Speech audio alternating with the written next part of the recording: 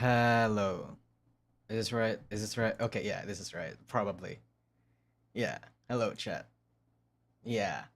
Malinaw na mata mo? No. I still can't see. So apparently, the reason why I'm able to stream now, and the reason why I'm able to like talk the way I am able to, like stare at the fucking screen for more than 3 hours at a time, is because I just went to the doctor, not the doctor, the eye doctor basically. I just went to them the other day, and they basically said that my eyes are pretty much healed, like 80% healed. But the reason why I still can't see is because I still have scar tissue on my eyes. So my eyes are from like 1,000 or something. It's now 25 and 75 grade. And I'm like, whoa, that's like a massive, massive improvement. That basically killed like 99.9% of my fucking problems and my eyesight problems. So yeah, so 100%. It's a massive W. My problem though is how do I want to say this? I lost not just a lot of money. I'm actually kind of worried about my rent next month. And that how do I want to say this? That I had a small incident that caused me a lot of great pain, and it's getting better, but it's going to cause my other eye to heal a little less. So, oh god. By the way, Nosagi, Rico is probably paying his McLaren tax with with his McLaren with heavy taxes. Wait, what's going on here, bro? There's a lot I need to catch up on, and that's like the full extent and the purpose of this stream. I'm not just going to talk about the drama itself. I also kind of wanted to get caught up because uh apparently aside from that, like right, like fucking Clipper channels are also being targeted by YouTube. This fucking lolly group got targeted as well. I have no fucking idea. God, it's a fucking lot, man. Quick summon Allegraza. The fucking big ass cock wielder Allegraza over here is not here rather. Douglas Diaz, brother. I appreciate that. Yeah, I appreciate the gifts, man. Yeah. Impersonation rules from YouTube. Yeah, bro, that's what happened to my Sagi V2 channel. Like last year, or not last year, like 2 months ago, my Sagi V2 channel got nuked, remember?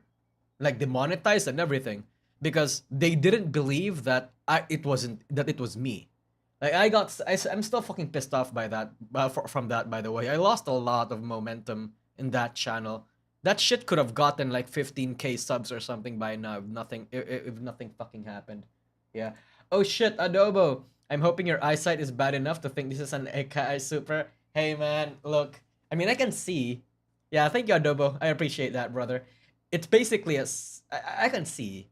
I'm not wearing my glasses right now, chat. So okay. Actually, you know what? My new model will probably display my eye tracking a lot better. But yeah, I can basically see you guys. It's a little blurry, but how do I want to say this? It's blurry, but I can see it. Yeah. Oh, am I getting that? Wait, getting what? Oh, okay. Okay. Yep. No, you're not getting anything, brother. You're not getting any memberships. Hold on, let me pull up some background music real quick. Because I wanna Blake C137, the absolute fucking champion over here. Oh my god, bro. Oh my fucking god. Yeah, you know what? That's gonna help a lot. Thank you, man. Thank you. Because of the rent, that's probably like a third of my rent now. But that I still fucking appreciate it. I still fucking appreciate it. That's gonna help a lot. Yeah. Fucking W, man. Thanks. Seriously, seriously. Yeah, thank you, man. Oh god, holy shit. So yeah, I also got. So I got this thing now too. Hold on. Look. See this? See this? This thing? It was very inconsistent the last time I had it, which was basically like last 2 months ago. I used to be able to do this a lot, but now, um, like I can do it a lot consistently now. Like I actually have it implemented on my OBS. So every super chat, every special messages, and every interesting chat messages that I see, I can just bring up on stream. And if I want to debate with somebody in chat or like get in an argument with them, I get like I fucking spiral into a whole fucking schizophrenic episode where I got one guide. Yeah, I just fucking bring them up. Yeah. Mm-hmm. So how long until you're going to see all the bullshit around? You mean like my eyes getting clearly, or uh, because if that's what you mean, probably like a month or something. I mean, again, I can still see. It's just a little bit hard right now, and it stucks, and it's. I have to stare at the screen, and not stare at the screen. I have to like keep my eyes partially opened. See this? This is my eyes normally opened, and it fucking hurts, right? And it fucking hurts. Yeah. I don't think Stream Elements is working for you, Nusagi. Hold on. Wait. That might be true. Wait, Allegraza, you fucking demon. Did you actually just fucking...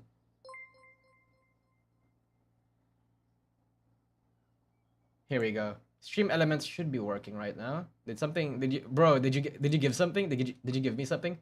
Oh, Allegraza! The people demand and I answer. Glad the surgery went well and pray for a quick and full recovery. Oh my fucking god, here we go. Here we go, Allegraza with the fat fucking cock showing. I appreciate that, brother. I got the false ID video up already. But oh my god. Yeah, I forgot to put that in my new scenes. Hold on. I might have missed other people. Hold on. I want to see if I missed other people. That's so huge, Allegraza. With this treasure I summon indeed. God. You know, it's actually kind of a running joke between me and Rima now. Where like we're just waiting for Allegraza for fucking giving us money like that. Because oh my god. Yeah, thank you, man. Alright. My rent's basically okay now. I'm okay now. Thank you, bro. Thank you. Allegraza cut him forth. Yeah, man. It was also it was a joke. You had surgery, as you can see. All the bullshit is community. Oh, yeah, no, 100%. Also, why the fuck is my character dead? Hold on. Oh no. Oh no. My iPhone died. Oh shit. Hold on, chat. My iPhone died. That's Oil Prince. Hello, true. I don't know what that. Hey, yo, Allegraza. Allegraza. What do you work as again? I forgot what you work as. Wait, my iPhone died. So it's like, how do I fix this? I'm still waiting. I'm still like in the process of getting a new alert for like big donation and big super chats. So like probably $200 up and $500 up and $1,000 up will probably have its own tier and its own that little sprite and like audio effect. But right now I can't because I literally can't see. Yeah. Won't happen with Android. Yeah. Hold on. Okay, I'm gonna have to rely on this for now because my fucking thing died. Chemical... Oh! Chemical engineer was in oil and gas but took a job in advanced water reclamation a month ago. Does that mean you have a lot of fucking Does that mean you have a lot of money? Because that might unironically almost consider you as an oil baron, like an actual oil baron. Sorry, I'm late. What the fuck did you do to your eye? I had an eye surgery so I can like stop wearing glasses because I kind of needed it at that point. Tarja, hello. Welcome to the stream, by the way. But yeah, oh my god, Allegraza.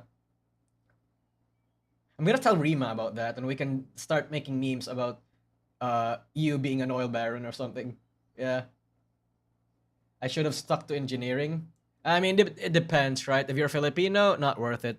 Bro, civil engineers here, they get like batshit fucking money. They do. Yeah. Anyway, let's start. Tangent went on a little far too long there. Yeah. So, um, why have five times in the Discord in 20 minutes about the stream? Wait, what? What? Wait. People were being added 5 times? Oh, you're right. What the fuck? You're right.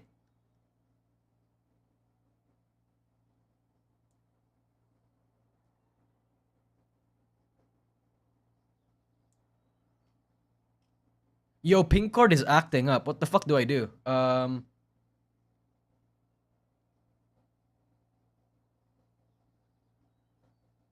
You just got surgery on what? You fine now or still need rest? I still need a little bit of rest, but I can stream for a couple minutes. Apparently in Discord say your stream is over. Hold on, let me check my Twitch. It may be my Twitch because I'm like simulcasting on Twitch right now. Hold on, chat. Hold on. Hold on.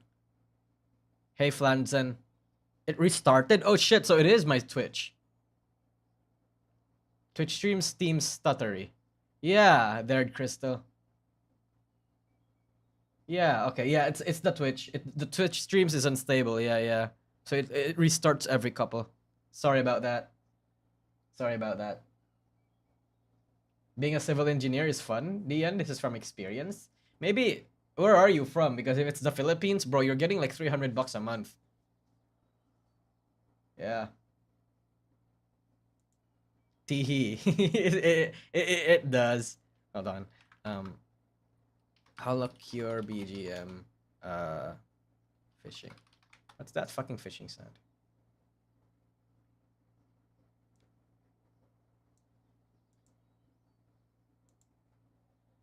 Wait. Holocure. Bro, the Holocure fucking songs are actually kind of banger for like, Myth or Treat, Stardust song.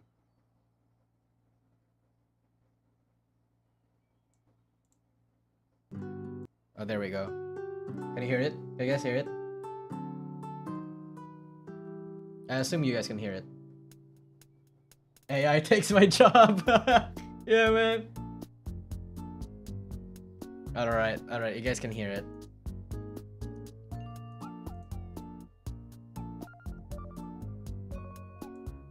Oh boy. Wait, chat. I work in IT until some too. Wait, what? Until some no. Oh. I mean, by the way, I'm in Poland. Being an engineer is like a roulette. You either make millions or you can't afford water. Yeah, that's also kind of what happened in the Philippines here too. Because like, the problem with civil engineering is that it's such a well-demanded job, but it's gotten to a point where because it's so in demand, people fucking spam it thinking they're gonna get a high priority job, a high paying job, but then at the end of the day everyone's doing it and there's really only few projects that they can take on, so like there's too many engineers and not enough jobs. I think that's like that. I think it's what's happening right now for a lot of other jobs, but like engineering is one of those problematic ones rather. Yeah. Hey yo, man. Yeah, man. Good. Hey man, I know you had surgery. How are you? I'm good. I still can't see. It hurts, but not hurts. My eyes need a little bit of work, but I'm good. Anyway, all right. So, let's actually start talking about what I wanted to catch up on, because apparently there's this issue with Idol apparently not paying artists again. So, I say again because it's happened before. So, all right. I wanted to catch up on this. Let's see.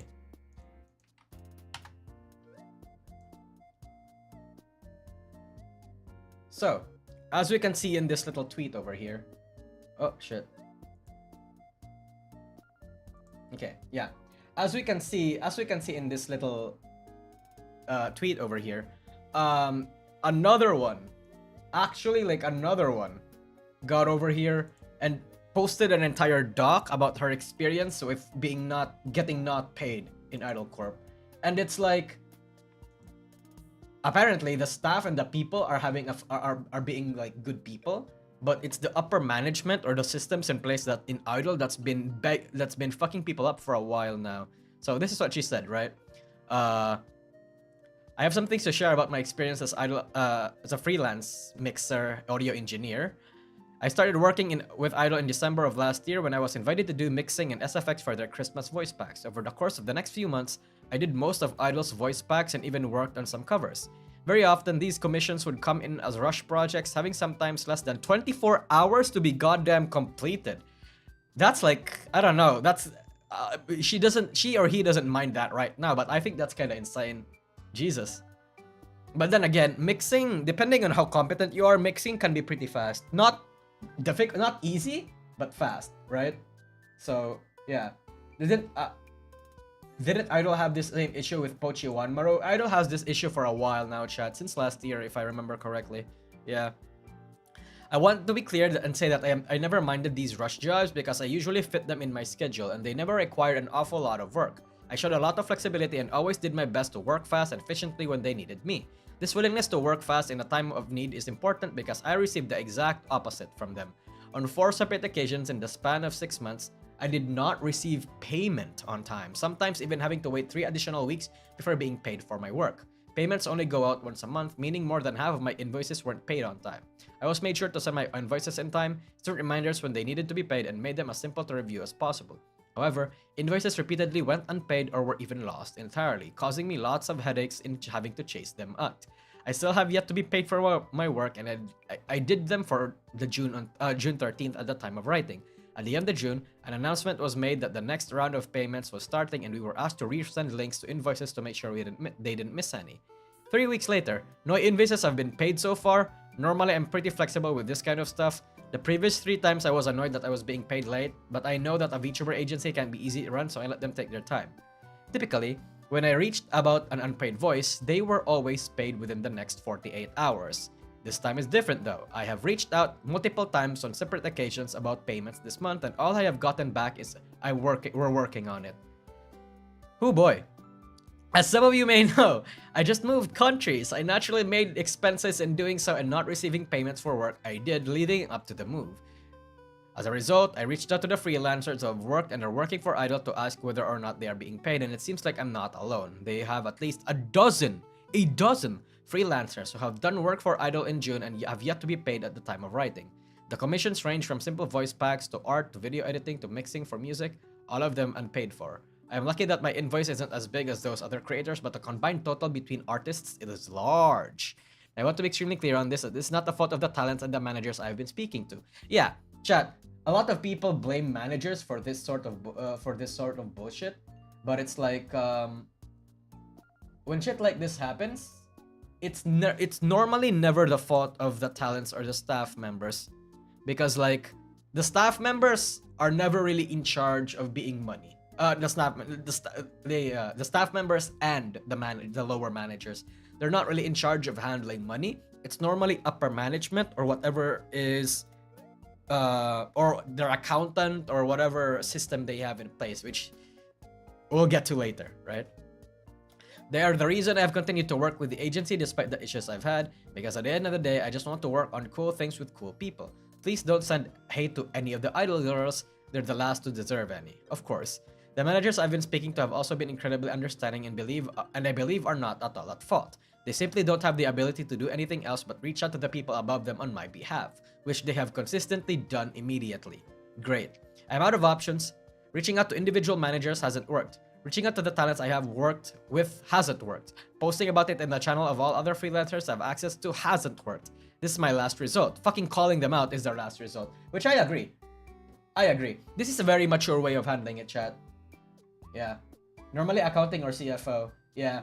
So, this is a very mature way of handling it, because most people, or not most people, a lot of other people, they would just normally resort to fucking immediately dropping a dock on whoever grieved them. But no, this guy had to exhaust every other option that he had until like actually being forced to do this. I respect that a lot. I wish other people were like this. Yeah. There are different managers for different fields. The manager for the editors ain't the same for the management of finance. You are correct. Yeah, 100%. I feel like that's common sense. I've never worked for like a standard traditional business before, and even I know that's how it works, right? Let's call it common sense, I would think. Yeah. I'm posting this simply to ask whoever in Idol is in the end responsible for the payments of artists and talents to please do their job and communicate with us. When you run a large business with lots of staff and freelancers working for you, you are directly responsible for the livelihoods of every single one of those people. And acting with this amount of negligence can and will have significant impacts on many of them. If you made it to the end of the thread and oh fuck. And you want to help artists be treated fairly, or you've someone impacted by this too, please share with this post to both help freelancers not being paid by Idol, but also to make future freelancers aware of this company's issues. Great. To clear up the confusion, I would like to clarify that the payments were originally promised bi-monthly, once on the 10th, once on the 30th, during which the invoices of the previous period are supposed to be paid. Nowhere do they state that payments will be made an entire month later, and on the occasions where I was paid on time, it was at the start of the month immediately after the invoice was sent, not a full month later. Management reached out to him, and now she's been paid. Therefore, I will not be deleting this post and will still ask it to share. This is a fucking Giga Chad move, by the way. I fucking love this. They are so fucking based for this. Therefore, I will not be deleting this post and will still ask to share it around, as hopefully this gives the other artists and freelancers the courage to speak out and get their payments sorted and force Idol to make sure this never happens again. Giga Chad energy. Actually fucking Giga Chad energy.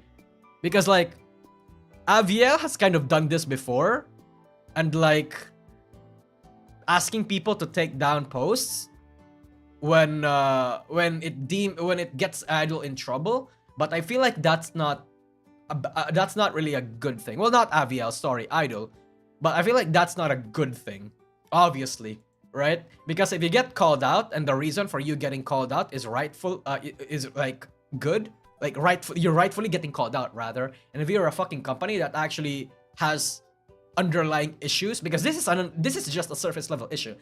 Idol must have something that needs to be changed in there to be fixed to be fixed up. That shouldn't be fixed. That should be improved upon. Because they want to be transparent, right? They want to be transparent with their people. So it's like, oh boy, are you being transparent or what? Yeah. I saw that Dizzy clip. Oh, I know the Dizzy clip you're talking about, brother. Hold on. I don't fucking care. I know the Dizzy clip. Somebody sent it to me and they were saying like, hey, is this jabbing at Idol? And you know what? I think they might be. Hold on. Not this one. Where is it? It was a shorts. VTuber transparency. Oh my god. This is so fucking funny. I mean, chat, okay. Did the end just say transparent? I said transparent, but I don't blame you. Yeah. So, again, I would just like to say, I don't actually know if this is a jab on like Idol Corp, but it would be very funny if it is. Yeah, it would be very funny if it is. Hold on, look. Man. Wait. I'm gonna pause the music real quick. Look at this shit. Look at this. Can my mouse move? Holy shit. Why is my mouse not moving? Okay, here we go. Look at this chat. Look at this. I'm gonna move out for a sec. It's like you can see right through me, is what some VTuber agencies might want you to think. People really like to talk about transparency in VTuber agencies, but what does that really Nobody's okay, yeah. Hold on, let me repeat that. mean? According to Forbes, business transparency is the For the process of being open, honest, and straightforward about various company operations. This might include things like revenue, internal processes, how a company is sourcing their products, and communications. If I have my model on right now, I would be doing that meme. You know, it's like, oh god, they're definitely talking about Idol, you know? Yeah, okay. It's sort of a buzzword in business nowadays. 100%. But there are definitely some things that businesses don't want you to see, and some businesses might even practice selective screening to keep your eyes off internal affairs. And that's a good thing. People complain. Look, here's the thing. People want transparency, but you should really only be transparent in situations and in places and in occasions and in matters that needs a little bit of transparency, right? You can't fucking tell people actual like dangerous internal processes. You can't fucking promise people that you're gonna show them their contracts and everything. You literally can't. Yeah, you literally can't. That's just very bad as a from a business and from a business and from a PR perspective. Yeah, because like I don't know why a lot of fucking new VTuber agencies. It's not just Idol, by the way. I see this in a lot of other new VTuber agencies. They think that they kinda need, they want and need to be quote unquote transparent. They think they can fucking do better than, let's say, Hololive, Niji Sanji, V Shoujo, right? They think they can, and because like they see a lot of the problems that these agencies have, think they've come up with all these sorts of new solutions, and then as time passes on and they're not making any money and they're getting bled dry and they realize how actually fucking like dangerously saturated it is for a VTuber agency if they don't know what they're doing, and then boom, they just resort to the same things that they thought that they wouldn't do, or they backpedal on the promises that they made. While doing Nijisanji isn't hard. I mean, chat, VTuber agencies just kind of default on everything Nijisanji does these days, or like whatever their contracts are. They do. Be transparent when it's needed, exactly.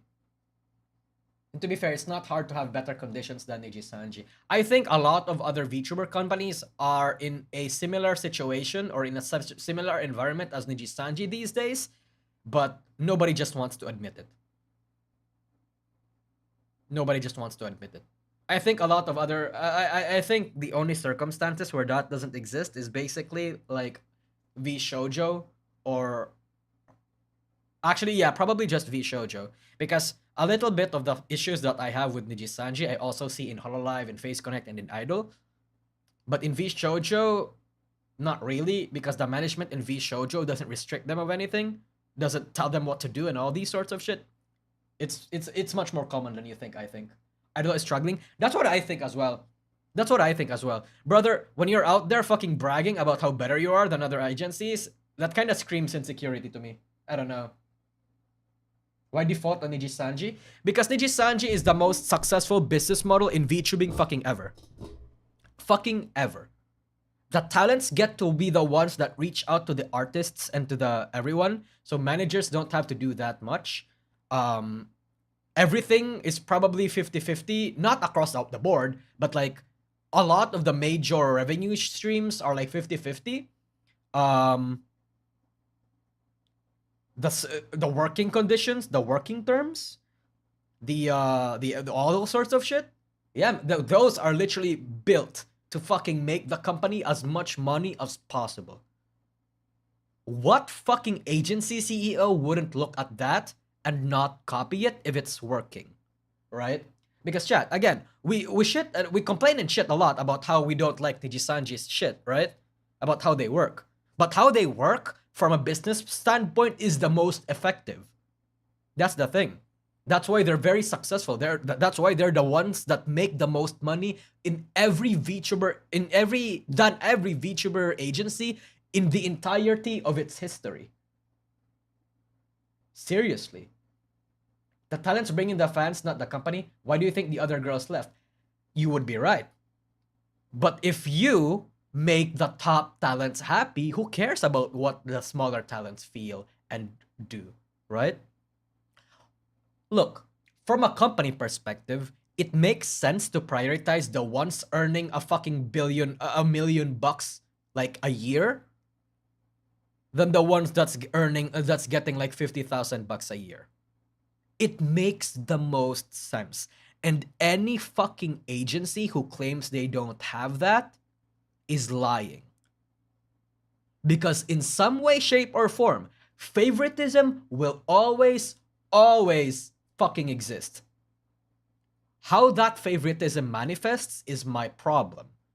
Because if that fucking favoritism manifests in ways of fucking talents robbed of opportunities that they deserve, or almost fucking killing themselves or whatever, now that's where I have fucking issues with.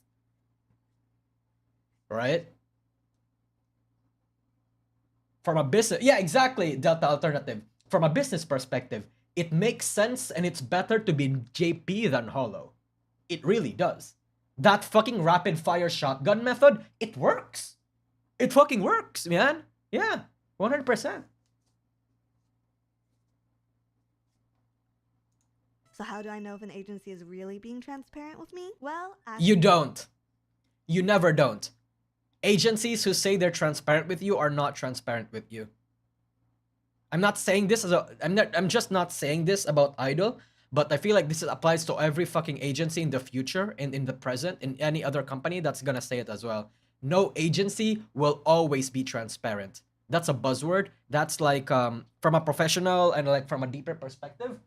That is oh fuck.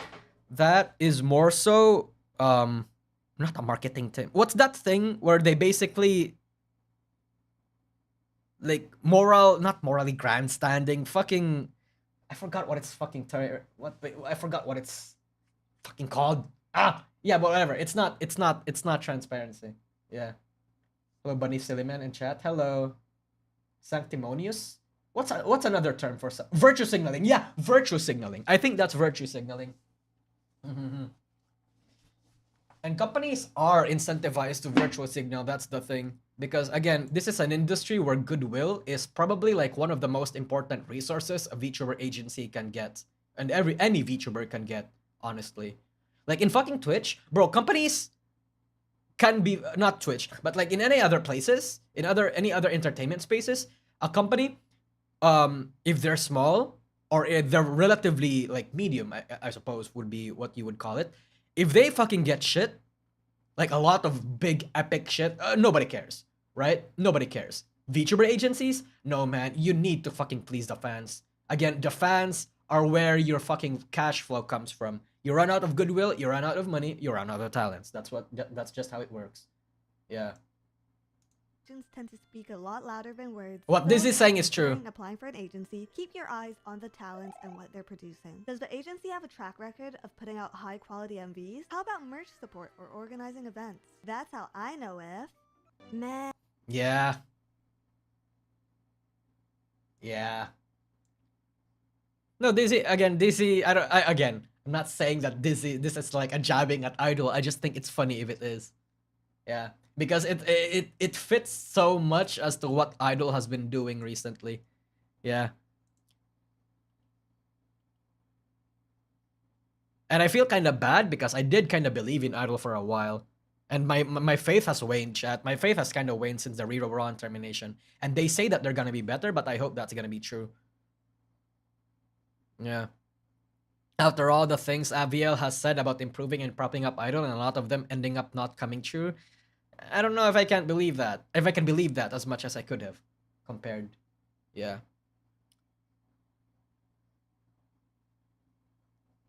I believe Digistanji does not properly utilize its diversity of livers and content because of the ineffectual nature.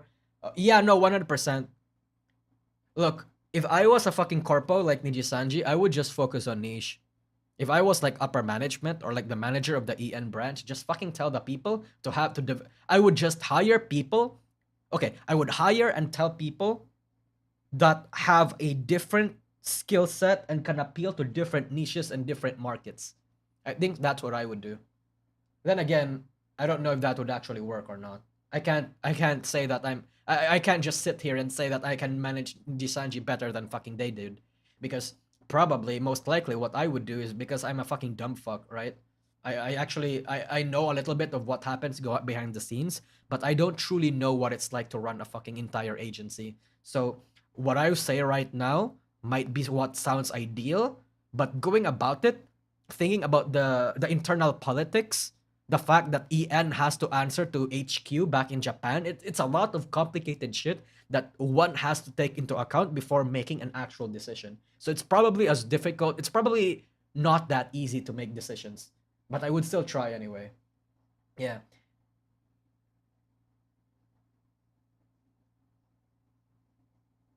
In terms of favoritism, where will you rank each Carpo? I mean, fucking Nijisanji is out there, up there rather. Hololive, I don't think Hololive has the same sort of favoritism that Nijisanji does. Because Hololive, their sort of favoritism all has to do with not the numbers, but how convenient it is. So, for like example, right? Because a lot of JP members are in Japan, they are the ones that easily get the high quality MVs and the 3D stuff because they are in Japan and they have the connections in Japan to make it happen, and they're very close by. In EN, they have to source it from people that actually do know how to speak English and can work well with the talents, rather than work with fucking someone like Camilla or something, right? I mean, EN can still work with people like Camilla. It's just easier for JP to do it, right? That's why it's important for the EN industry to have its own big shots and its own like well-known producers or artists, because it would make the production processes of any projects of the EN girls a lot more easy. I mean, that's why they're probably making a Hololive USA, right? That way all the EN people that's in Japan and that's in the US can like actually have the same sort of shit that the JP people are experiencing. And I think that's a good thing. I do think that's a good thing. Yeah. Gura had her birthday live on her birthday. Kiara got delayed again this year. Make with that what you will. Oh yeah, there's also that issue. Oh god. I remember like last year, Kiara made a whole stink about it, and like everybody agreed with her, and I also agree with her. Yeah. Like Kiara, it's hard. It's hard. What, because again, Hololive definitely does have its favoritism rather. Anyway, back to the whole fucking thing, right? So we have some corroborating tweets saying that they had similar experiences and all that sort of thing. Oh shit, you can't see it right now. Wait, here we go. Yeah, this is better. Yeah, some corroborating tweets saying, and then Idol fucking apologized for this, saying, "We apologize for the poor experience and the stress it caused. We are committing to improving and will to address is an upcoming announcement. In the meantime, if anyone has an unpaid voice, please contact payments, blah, blah, blah, Idol, and we'll handle it ASAP." I wonder what that upcoming announcement means. Like, I wonder what that means. Kiara got a new 3D model made by a fan, and that's shameful. That's fucking shameful that Kiara had to borrow a fucking fan's money. Not a fan's work. And that Ame had to work on it just to get it working. And I'll let you know, chat. I'll let you know. I'll let you know. I broke my eye doctor's like advice and restrictions to fucking watch this. Because it's good. It's a godsend even. This is so fucking good. Kiara has never looked so beautiful, sexy, adorable, and cute, and gorgeous. Never. And the fan made this. I mean, fan work will always be better than official work because like fans don't have deadlines, fans don't have budgets. The only real limiting power that they have is fucking time and their passion. But I think it's kind of shameful, honestly. Fucking Kiara's 3D concert might have to use this fucking model or fucking fan base models than like official cover ones. Yeah. Holy fucking shit. It was amazingly done, right? Allegraza, holy shit. Yeah. Holy macaroni, they should hire this person. 100% they should hire this person. Who the fuck is it again? Who the fuck made it? Hold on. Okay, you guys can see it. Hold on. Who the fuck made it?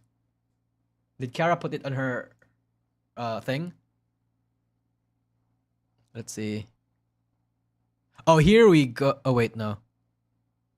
Never mind. It seems like the 3D artist is not here, or am I wrong?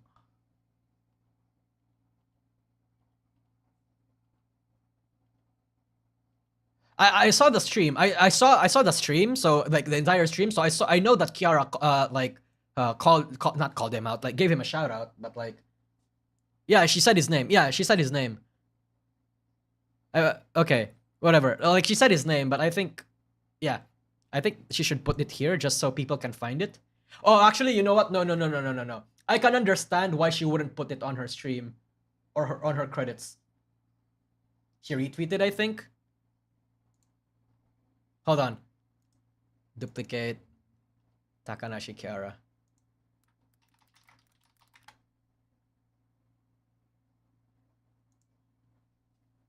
God, chat, I have a Kiara video coming, by the way. Like, soon. Also, this stream was peak. The Ame-sami shit, that shit was peak. Who's the 3D artist? Who is the 3D artist? I want to see the 3D artist.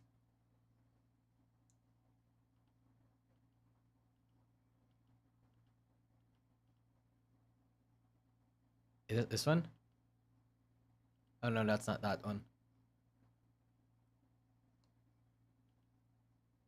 Is this one? No, I don't think so.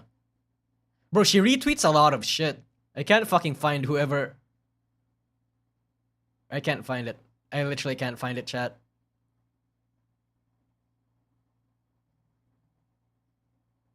Yeah, I'm sorry, chat. I can't find it. Whatever. You passed it? Oh, whatever. Whatever. But, in any case, if that guy is American, fucking hire her for the 3D studio in America. I think that's just what needs to happen, bro. Because bro, if fucking everybody in Hololive EN gets that sort of level of model, insane. Absolutely insane. And he needs to be paid for his work. And Kiara did say he is getting paid for his work. Like, he bought it. He bought the fucking model. But God. Yeah. Wow, DN? Wait, what did I do? Korean IRC? Oh, she's Oh, that makes a lot of sense if it's Korean then. Bro, Korean KFP employees are a whole different breed. I thought EN KFP employees, I already thought, were like one of the most loyal and passionate and loud fan bases ever, despite being the smallest in Myth. But Korean KFP employees are insane. I have no idea how... Actually, you know what? I might have a little bit of an idea as to how Kiara obtained a Korean fan base, but they go ham in there. They love her. They fucking love the fuck out of her, bro. Like, oh my fucking god. They're peak. They're absolute fucking peak. Yeah. Oh my god. Yeah, shit. Look, I think my fucking Kiara video is gonna be like 30 minutes long, because it's just me rambling and fucking talking about like how she went from the bottom, like how she used to be like this emotionally I would probably even say somewhat of a menhera, because she's like very insecure. She focuses on the numbers. She came off desperate, stuck onto Takamori. That was the only thing she has. And like people giving her like pity subs and all these sorts of shit. And then becoming the absolute behemoth that she is right now. Bro, it's like an entire fucking story. There's a story there, and it's getting worked on. Yeah. Nusagi put the stream at 1 hour, 9 minutes, and 50 seconds. I know, I know, I see it. I see it. I'm not gonna get banned. That changed? Wait, what do you mean that changed? But yeah. Okay, sorry for the tangent. I thought Wawa's still the runt of EN Gen 1. Is she? Let's see. Let's see. I mean, aside from Callie, the other Myth members have been kind of lacking in terms of like streams. Kiara and Callie are definitely the ones with the most projects and the most shit right now. Let's see. She averages roughly 100k. Alright, let's see Ina. Nino Mai. Oh, she's playing Elden Ring. Hold on, let me put that background music again.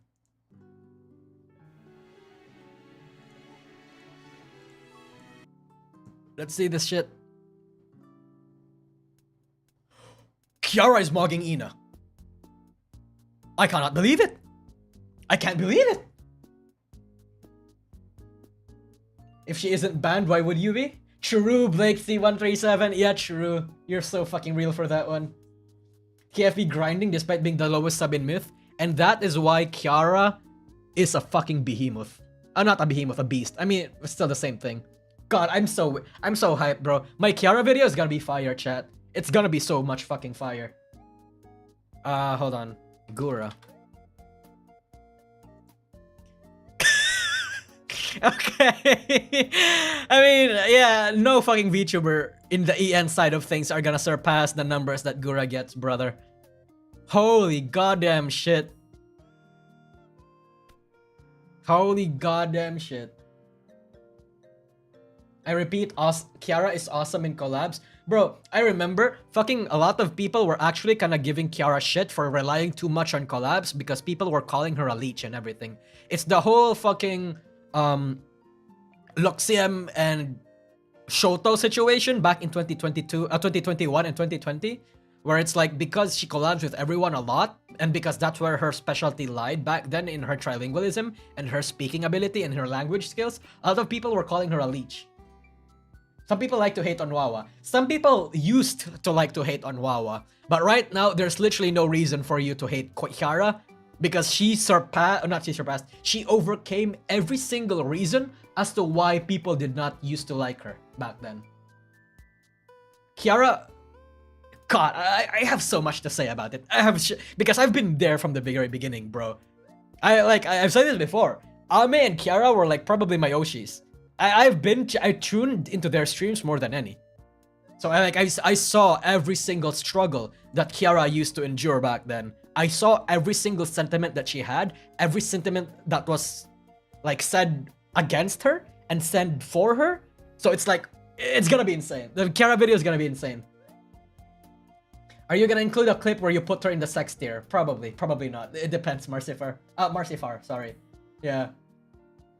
I don't hate her, but I don't like her. I am in the middle. I mean, that's fine because Kiara, still, a lot of people still don't like her because her voice filters a few people. But aside from that, but at that point, that's no longer really criticism. That's a preference thing.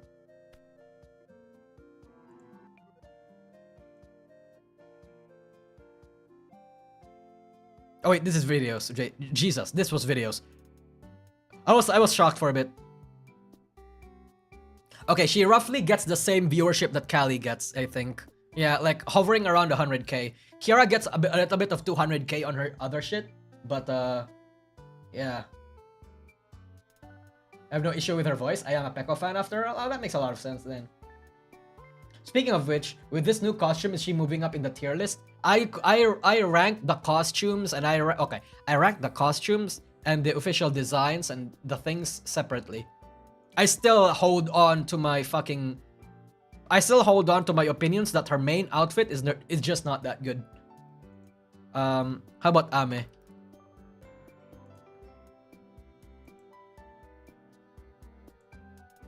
Let's see what you've done so far, girl. Okay, still relatively the same as Ame, it seems. Yeah. DNU and I have the same tastes, it seems. Kiara was the first HoloLens I even stepped to on her debut. Ame was the second. Kiara is also the ones I've remembered the longest. Oh, hell yeah, Louis Leon. Bro, then you've seen it, Louis. You've seen it. You've seen Kiara coming off as this, like, slightly emotionally unstable girl into the absolute unit that she is right now. Kiara is honestly that bit of... Honestly, yeah. I think Kiara is the I need to put... Hold on, where's my notes? Where's my notes? Wait, I need to write that down. I think Kiara is the closest as we can get to a Suisei story. In EN. In Hololive EN, rather. Hold on. Kiara similar to a Suisei story. Where they started from the literal bottom, they struggled so much, and now they're fucking here. DN fangirling right now? Yeah, I mean, obviously, right? Fucking Kiara deserves it. That bitch is like fucking on the grind set. Anyway. We strayed off so far from the fucking idol termination. Not idol termination, the idol corp shit. But anyway, let's just finish it up. While I'm grateful for your quick communication after this post was made, I am extremely frustrated it had to come this far. I sincerely hope that visible change is happening in the very near future. Wow, there's a timeline here. A time limit, I mean. So we can continue working with you smoothly. Oh! This is a threat. I mean, okay. Yeah, kind of. This is like a threat. Improve how you do things, or we're gonna fuck you up, or we're not working with you anymore. Yeah, and shit like that. And like, Rin actually fucking came here. And Rosa also replied here as well, which is, I appreciate Rin for doing this, chat. I do appreciate Rin for saying this, but how do I want to say this? I feel like talent shouldn't be running PR for the company. You know, remember how Pomu used to course correct Niji-sanji's own dumb PR statements back then? Rin shouldn't have to do this. Not that I think she shouldn't. It was good that she did. It's a nice gesture. And I just think it shouldn't have come to this. Yeah, and she also made, if I remember, I also saw this on my YouTube the other day. She also made a full YouTube community post detailing like a lot of the shit that happened. Yeah. Please be aware that most of the staff at Idol, including literally all talents law, don't have control. 100%. Again, this is common sense. Literally, no one needs to get harassed by this. This should be absolutely brought up to the top brass. I will admit, it's a tad daunting openly speaking about this stuff, but I think even if I get in trouble, it'll be worth it. Great. Thank you, Rin. And I think, you know what? Course correct? I'm not remembering. Can you give an example? Oh, okay. What I'm mostly talking about is that, remember when the AR Live got quote-unquote cancelled? Was what Niji-sanji wrote on their official PR? That it was just straight up getting flushed down the toilet, that everybody's work was just getting deleted and not seeing the light of day, and everybody got frustrated on that. Pomu was the one that had to calm down fans by saying that it was not cancelled, it was postponed. The PR statement was wrong. So yeah, that's the one that I'm mostly talking about. Yeah. Anyway, I think this is actually kind of a not a power trip. Like also Rin standing up against Idol Corp. This is just me, by the way. This is just my interpretation. I'm schizo, so take it with as much as you will. Take it as you will, right? But I think it's worth noting that Rin, being the one that's like the highest earning, highest viewed member in Idol, doing this makes it a great thing because she knows that Idol needs her. And if she's not being happy, then might be problems. There might be problems. Rin probably, I don't know, this is just me ranting. But Rin knows that she has the power to actually just force change in Idol, and she's going to use it in a good way. And I think that's great. That's fucking great. This way, she also protects other talents from hate. Yeah, and she also tells management to fucking improve and get their shit together. You know? Yeah. She does say, though. She does say, don't be overly rude towards upper management either. It won't solve, upper management, it won't solve anyone's issues faster. If you're rude towards freelancers themselves, then I don't know what to tell you. Yeah, I mean, obviously, you can't be rude to upper management. Not to upper management, to freelancers. Anyway, yeah. So yeah. That's the John VTuber for you. I actually do respect Rin, I do. Yeah. Off-topic question. Have you heard of a VTuber corpo named Project Verses? Their entry in the VTuber Wikia looks like a self-promotion written by them. I have no idea what the fucking Project Versus is. There's so many fucking VTuber agencies. Like fucking 6 of them I know start with Project. Including Prism, has Project in their name. Including Prism Project. Including Project Kawaii. Project Kavai. It's kind of weird. But yeah, whatever. Yeah. There's something brewing under the scenes. I mean, yeah. In Idol, that has always been kind of felt, that has always kind of what has been felt for a while now. That there's something going on with Idol, we just don't know what. Project Kavai. No, I'll tell you, God, I'm serious. Like, look, let me show you guys this. Project Kavai. Not Project Kavai, Kavai with a double V. It's an actual VTuber agency that was based in Southeast Asia. It's actually insane. Yeah. Project in the name a red flag? No, I just think it's not creative. I just think it's not creative. But yeah. She's right, being rude won't make the problem go away faster. Yeah. I hope I'm not being rude. I mean, again, upper management needs to be called out without being rude, you know? And I think people have been doing that. There's also there because there have also oh yeah, there's also like a few people in my chat and also a few people in the comments were also like for example this one have been saying about how their orders have not been shipped properly aside from the orders that Brave Group has sent. Like nobody okay, so orders that was sent from a year ago has not been received by a lot of the people that ordered them. I'm just gonna be real with you, chat. I ordered official Niji Sanji merch back in 2020. It came to me like within a year. Like probably like, if I remember correctly, like 5 to 6 months or something. It's then again, I live in the Philippines. Their fucking shipping companies are from Japan or in China. I think it's ridiculous that I received it in 6 months. But for one to not get it in a year is insane to me. And this is also kind of why people from Dizzy's thing called them out on this because okay, this is short rather was actually like kind of taking pot shots at Idol because they specifically she says merch and like Idol Corp has been having problems with merch for a while now. Yeah, it's insane. I got my Holo merch 8 months after it ordered. I won't be getting Uwu Market merch until September. I ordered in April. Yeah, man. Someone I know was complaining about his figure tracking not getting shipped already. Yeah. Yeah. Oh shit, Rue Shady. VTuber Corps have a logistic nightmare, all of them. Yeah, they do. And it's because it's expensive to maintain a warehouse in the US or in anywhere. It's I don't know if Hololive said that they would have a warehouse. I don't know what's going on with that. But it's insane. Yeah. Though while possibly not connected, the CrowdStrike shit would have added the wait. I've seen a lot. What the fuck is what's going on with CrowdStrike?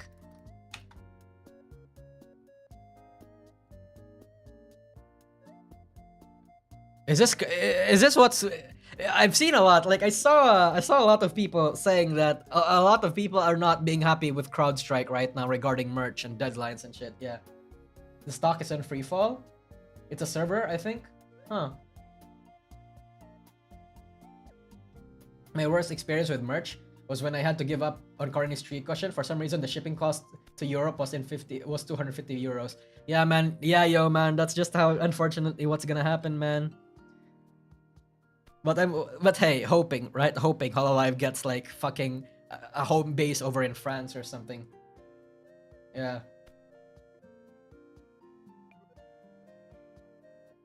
Short answer, an antivirus update deleted from hospital windows crashed a lot of hospital and government strike.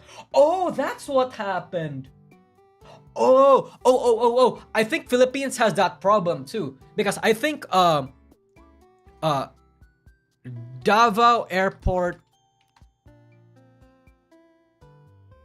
Yeah. Yeah, apparently there was a problem in Davao where their airport literally shut the fuck down. Like, it actually shut down because, like, Windows was not working. Yeah, oh, so that was what it was. That's insane, bro. Honestly, that's kind of insane.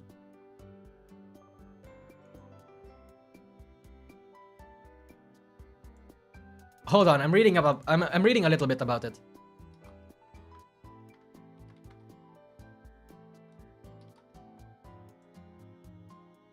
That's interesting. Y2K problem in 2024, let's go. Sheesh. Bro, I think that should make people wake the fuck up. You can't rely on fucking software and like on one fucking thing, right? Because as big as Microsoft is, as big as all these fucking big tech company is, it really only takes one fucking crash, one virus, one thing to make everything crumble. I think it's actually impossible to make one software or like one internet related technology be reliable 100%. So in the slight chance that that does happen, boom, you get a fucking disaster. The internet comes down and fucking falls. Yeah. CrowdStrike's apology for breaking like half of the world's infrastructure, by the way, was giving out $10 gift cards.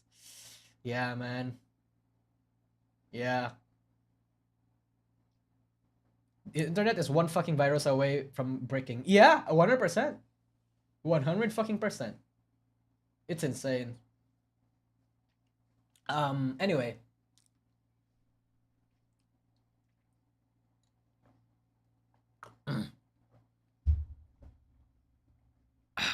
Anyway, I want to I want to see what happened in the on this thing.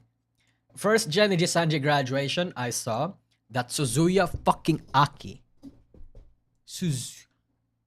she graduated.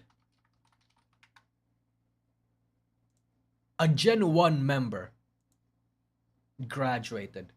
Holostars, like I also retweeted, by the way, the Holostars member that got terminated for a bit for like apparently being hard to maintain a working relationship with, but I didn't actually know the details.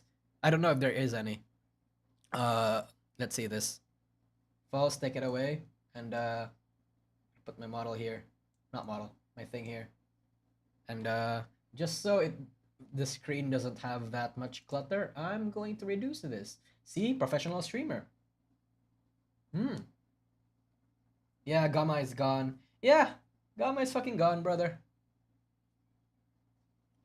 That's a lot. As today we turn to Niji Sanji English's Ike Eveland. This past weekend debuting in 3D. That following the 3D debuts in the prior weeks from both Vox Akama and Shu Yamino of the Luxium Wave. This all while Ike was joined by a very special guest during this 3D debut. That being Hatsune Miku, tweeting out in both Japanese and English, saying Hatsune Miku made a surprise guest appearance on Niji Sanji and Ike Eveland's 3D debut. Thank you so much for this wonderful collaboration. As it turns out, Hatsune Miku can be booked. Celebrity talent.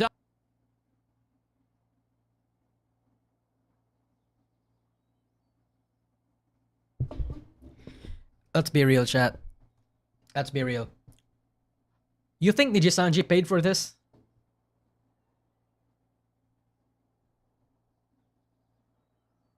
That's high booking rates? Yeah, it's fucking Hatsune Miku, brother. Yeah. Great. Okay. Okay. Great. 100%. I'm just gonna say, this is Ike's achievement. This is not Niji Sanji's achievement. .net estimating the booking fees ranging anywhere from 40 to 75,000 US dollars. That is Ike himself during the after party went on to describe how expensive this 3D debut was for him. Now you know, and it's all called it. He paid for it. I mean, you know, obviously, right? Obviously, it doesn't make sense that Niji Sanji as a company would accept that kind of a ridiculous request. I'm still glad I did that extra mile. You know, 100%. 1 year salary for me, bro. That's like, you know how much? Actually, you know what? How much did I actually earn my entire fucking life? Playboard has my stats. How much did I earn in my entire fucking life? I would probably bet it's never even a 40,000 bucks. Come on. Let's see. What the fuck is this in USD? Chat, I want you guys to see this. I want you guys to see this. Throughout my entire existence as a YouTuber, I only earned this much. Oh wait, no, this is super chat revenue. What about ads? Do they take into consideration ads? Oh shit. Okay, never mind. Maybe I did earn more than 40,000 bucks. Also one of the most expensive things I've ever done. Honestly, I would say around 90k. Bro, I did not earn 90 fucking k. I did not, honestly. Yeah. That's half of Hatsune Miku, true. My chat, I'm not lying when I tell you guys I earn more from super chat revenue than ads now. There was a lot of work that had to be done behind the scenes. A lot of things had to prepare for this. I'm gonna have to eat ice water soup for the next week. I relate to this so much. That's actually me right now. Like after my surgery, I can't. I literally can't. Rushady, thank you. Fujios are the real oil barons on the internet, dude. Well, that and actual fucking male CEOs that have that have too much like free income. But yeah, that's me right now. This is actually just me right now too. Or 2 weeks or something like that. But it was worth it! When staff told me, okay, so it's gonna run you this much, I was like, sign it! Send it! Full gas! I don't care! We're doing this! We are doing this! And we did. We did! Ike tweeting out, don't let your dreams be memes. This also coming after Ike had publicly corrected a fan of Vox Optimus. Of course. Correcting the record. Of fucking course. I never cried before karaoke. Go. Vox wasn't the only one there for the other things either. It makes me somewhat sad that everything I do always has to be made about him somehow instead of my own accomplishments. That is next. We also turn to Suzuki. I guess that makes a lot of sense. That okay, you know what? It actually put a little bit more context as to why Ike felt frustrated that someone was saying this, like crediting other accomplishments towards somebody else rather than for himself, because he got something big and is waiting to like release it. But then, like, you know, how do I want to say this? All these sorts of other accomplishments might be tied no longer to him, but like to those around him or even to Niji Sanji. Ike probably wanted to like claim something for himself, and understandably so. Yeah. That being said, I don't think I like what he did here, because I feel like directly responding like this is going to cause people to get harassed. Especially that one fan. That one fan is going through it. They made like a bunch of comments after Ike's 3D. Yeah, man, understandably so, because it's like, it's not just Niji Sanji. Like, I'm not gonna say that it's a sister eats sister world, but even in Hololive, when you make a simple mistake like that, or when you make a similar comment like that, and you get fucking shat on by the entire community, everyone goes after your ass. No, doesn't matter what you've done in the past, doesn't matter what you've posted in support of the talents in the past. No, nobody cares. Because the talents said something against you, you are now in the blacklists. Now everybody hates you. That's also the same for Hololive. That happens in Hololive all the time. Well, not all the time. I mean, I guess the more infamous example... Oh, actually, you know what? Who is an example? I would probably think Kami Clips or something. But in Hololive, I can't name one like Twitter user on top of my head right now, but I've seen it happen in Hololive as well. Yeah, directly, like, people gotta realize that they have a lot of power, they have a lot of sway whenever they do things online, and like, I think it's okay if talents use their platforms to do whatever they want or say whatever they want in it, but if it involves stuff like this, I think what Ike should have done is actually just tweet about it without like retweeting or commenting on the exact same posts. That way, like, all these sorts of mean comments and like horrible shit isn't directly thrown at the actual person himself. I mean, the actual person herself, themselves. I don't know their gender, right? The actual person is still gonna get thrown a lot of shit. It's just that it's going to be worse if it's like this. The one fan has a history of saying stuff diminishing the talents like that. Oh shit, really? I mean, if that's the case, then maybe she deserves it then. Yeah, if that's the case. If that's the case, though. I don't actually know. Regardless, I still think it's kind of a... Ike probably got emotional, but I still think it's not that... That is next. We also turn to... That move. Kuro had the opposite happen to Uki and the blonde one earlier this year. Yeah. And the blonde one. I like how you say the blonde one, Rayman. Kuro and the opposite happened to Uki and the blonde one. Yeah, man, they did. to Suzuya Aki, this being a first-generation member of Niji Sanji Japan, as Niji Sanji has now properly sent out this graduation notice, detailing that this liver will be graduating on August 31st, with their YouTube channel membership content and Twitter account being made private that same day, while expecting the majority of the YouTube VODs to remain. This male VTuber having debuted back in February of 2018. Yes, chat. Male. He's a cross-dresser. And he looks like Armin from Attack on Titan the more you look at it.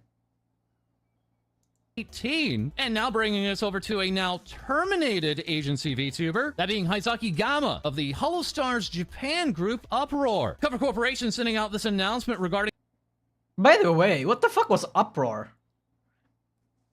What the fuck was... Okay, yeah, it's like, what is Regloss and Uproar?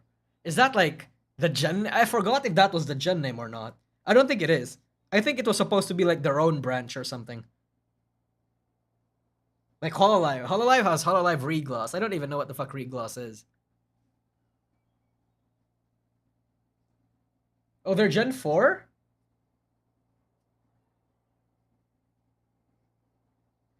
Uproar was a wave name. Oh, okay. The termination of contract with this Hololive production member, stating, "We regret to announce that as of July 17th, 2024, we have terminated our virtual YouTuber master agreement with Hisaki Gama of Holostars. As a result of discussion between this talent and management, we have determined that it has become difficult to continue managing and supporting him, and with agreement from the talent, we have decided termination of the contract with him." This Holostars Japan member being with the company since March of 2022. What happened? And with their YouTube channel soon to be closed. Is False gonna cover like people actually ratting about how Yago is a bad person and that this definitely is like Hololive being a black company?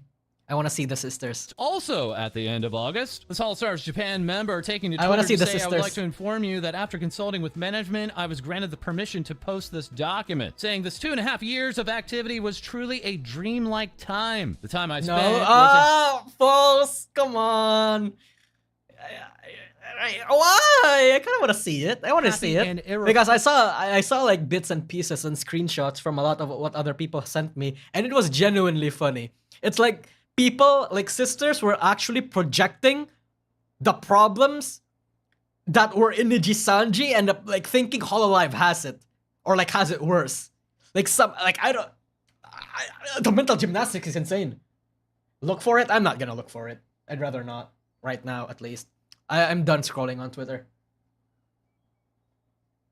My guess was Gamma was asking too much and was being difficult to work with. So Gamma wanted out, but Hololive wouldn't let him graduate, so they terminate him. But why would Hololive not let him graduate? Well, I guess if it means that... Yeah, why not? I feel like Hololive does accept graduation requests. No, contract being up isn't actually like a term or like something that graduations are required for. I think I forgot which one was it, but if I remember correctly, if a Hololive talent, if a Niji Sanji talent, if any talent wants to graduate, the company reassesses the situation and then just normally accepts. Yeah. That's a rat that his manga became famous or getting serialized, that's keeping his identity secret would be difficult. I mean, that would make a lot of sense because Gamma is like a manga artist, right? So if he actually became huge and he's earning way more money from his manga sales, and his manga stuff more than VTuber company stuff, that might be a little bit of a problem. Heck, Hololive, like let's say we don't even know, right? Like like in Niji Sanji this happened. Niji Sanji has a VTuber, I forgot who, that actually has a manga, or was it a light novel? I forgot.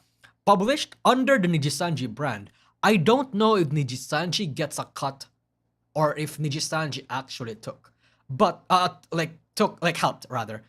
But I don't know the logistics of that ever happening. If Hololive were to go in a route like that, I don't necessarily think it's a bad thing. Although I would be curious how it works. Yeah. Speaking of which, have you seen VTuber Legend yet? No, but I do intend to make a video about it. Like, just reviewing it and shit. Yeah.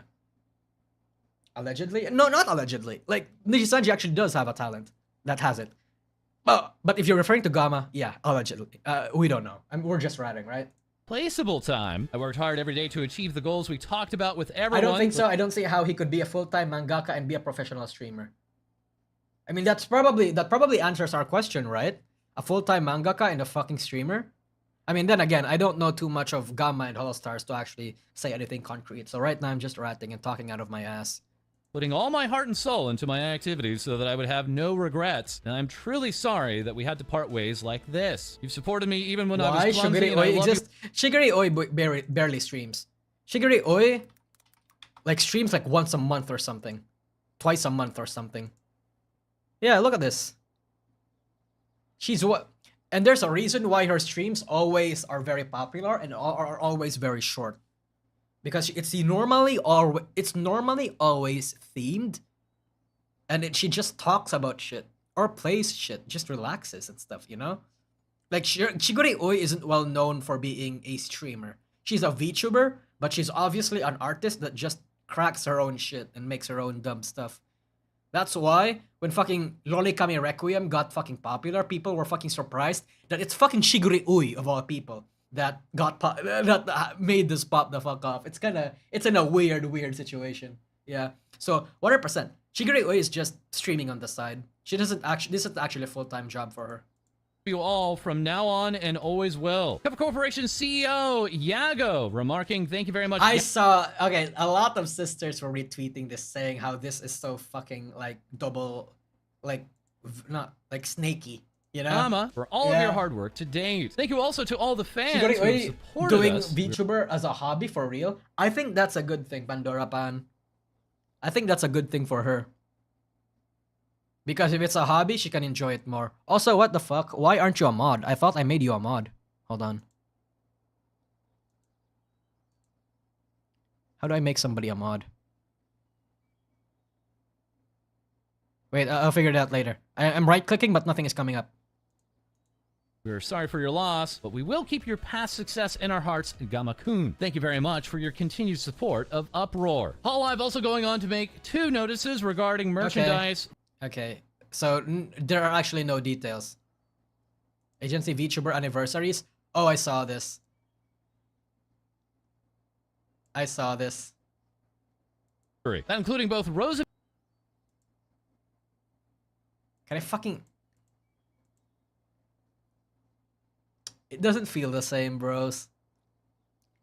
There is a Pomu-shaped hole in my heart. Well, not really in my heart, in Niji Sanji's heart, because Mint's here. But damn. Damn. The Niji sisters fail to remember that Holostars is Yago's project and won't let the whole branch crumble easily. Now, I mean, they don't know that. Why would they? Because, like, who cares about the CEO is what they think. Yeah, obviously, right? Yeah, it's like CEOs are good for the company if they're being good human beings and decent people. Well, who cares about the CEO? Okay, so we got a Nene Hayatos. We got... Okay, Amane Kanata Hayatos. I'm going to assume it's probably her fucking ear infection flaring up again. Alongside the other member.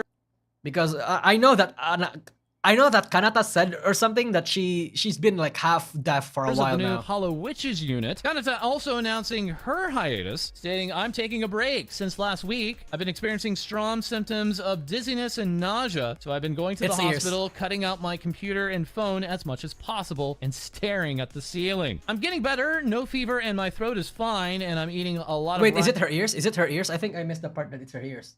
Yes, it's related to her condition. Oh, okay. Yeah, 100%. Yeah, bro. Fuck. That's actually kind of sad. That's actually kind of sad. Did your sisters will move on eventually? They aren't into VTubing for the long haul like we are. Yeah, no, 100%. I mean, sisters really only watch, like, Niji Sanji and people around them. Okay, what else happened? Sona and Honda and Korone. Okay, makes a lot of sense. Sakura Miko announces first live. Okay. Marine new outfit and it's a wedding. Okay. Wait, is it a wedding? Dice. Lastly, with Hololive Japan, we have Hosho Marine. This past weekend, unveiling a new outfit. Oh, it's just a comfy outfit. Okay. Ame-same. Yeah, this one is peak. This stream is peak. Phase Connect Idol Showdown tournament. Okay. Peak. 500k. Saw this. Saw this. Health reasons cancel VTuber debut. Oh, that's sad. Rip. V4 Mirai. Brave Group is insane. Brave Group is actually kind of insane. They're actually just custom built for VTuber activities. Jesus fucking Christ. The manager is getting a 3D. You know, like how Nodoka gets a 3D. And HN. Brave Group scary? Great. If it's scary, great. If V4 Mirai is gonna like scare every small corpo into being competent, great. Fucking amazing. Keep doing it. But then again, it's unfair for them. It's unfair for everybody to have the same sort of standards, right? Because V4 Mirai and Globy are backed up by Brave Group. So I kind of so it's like, you know, and Brave Group has a lot of money basically. So it's like, you know, it's insane. It's insane right now. Newbie robbed. Oh yeah, I saw this. Like the Miss RGB stuff is apparently getting shadow banned on YouTube.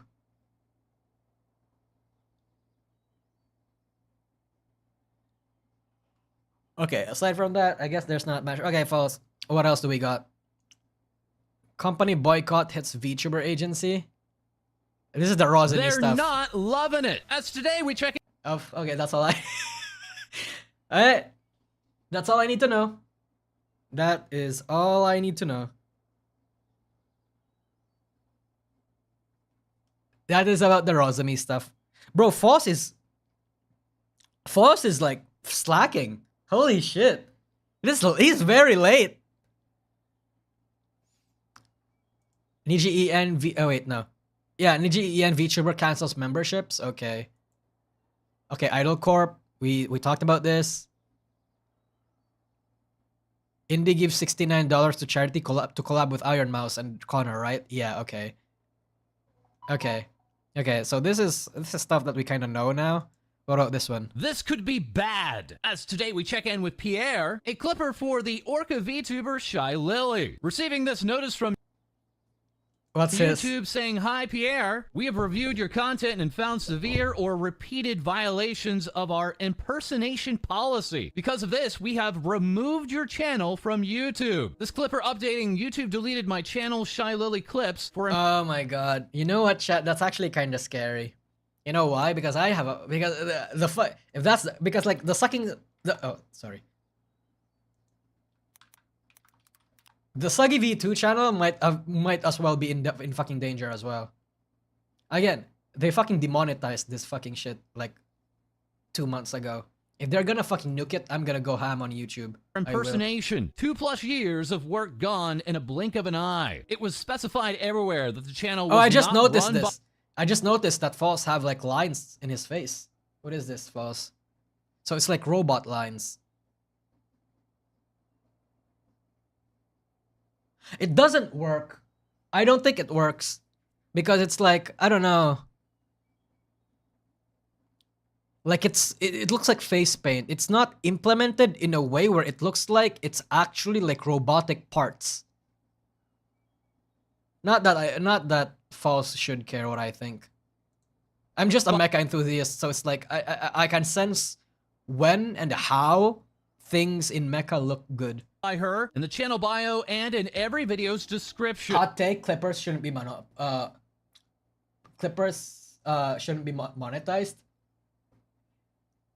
That is a hot take, indeed, brother. That is a hot take.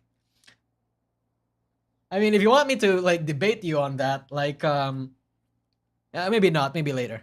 Maybe I not sent right an now. appeal and now I'm waiting. This is crazy. Shy Lily herself stepping in and saying hello at Team YouTube. Please give Pierre his channel back. He works for me and is not impersonating me. Here is his YouTube channel link. Thank you, Shy Lily. This channel, a day and a half later, still removed from YouTube. Did YouTube despite respond? The one allegedly being impersonated. Did YouTube respond at all, or? Fell away Oh, or shit. he got Never yeeted mind. by YouTube. I just wanted to talk to him. This in a day and age where major agency VTubers such as Aki Rosenthal with Hololive Japan are still requesting the services of Clippers. This for years now being a major way that numerous VTubers have been discovered. And now bringing us over to the YouTube channel for Garzon with over 108,000 What's going on with subscribers, Garzon? who for years now has been providing Japanese subtitles for English speaking That's crazy, bro. That's fucking crazy. Translating entire fucking streams at a time. Insane. VTubers, along with far more in-depth videos regarding Hololive. The creator of this channel recently revealing that YouTube had sent them a notice that they were stopping monetization on this channel. Sagi V2 is getting deleted, isn't it? Sagi V2 is gonna die. You're gonna die, aren't you? Should I stream on Twitch? And just post it here? Fuck, what I do, man? Because it's okay. Look, here's the thing about YouTube. They don't want you recycling their fucking content, right? So what they do is basically that if it's a content from other people, from other platforms, they're okay with it. If it's content from other VTubers and from YouTube streams, just re-edited and put here, no, that's not allowed. It's a fucking insane. I don't like it. It's so fucking easy to cheat it. It's actually fucking insane. It's absurd even. Oh shit, sorry, Rusha didn't see this. This was not about the money. It's about reach and algo.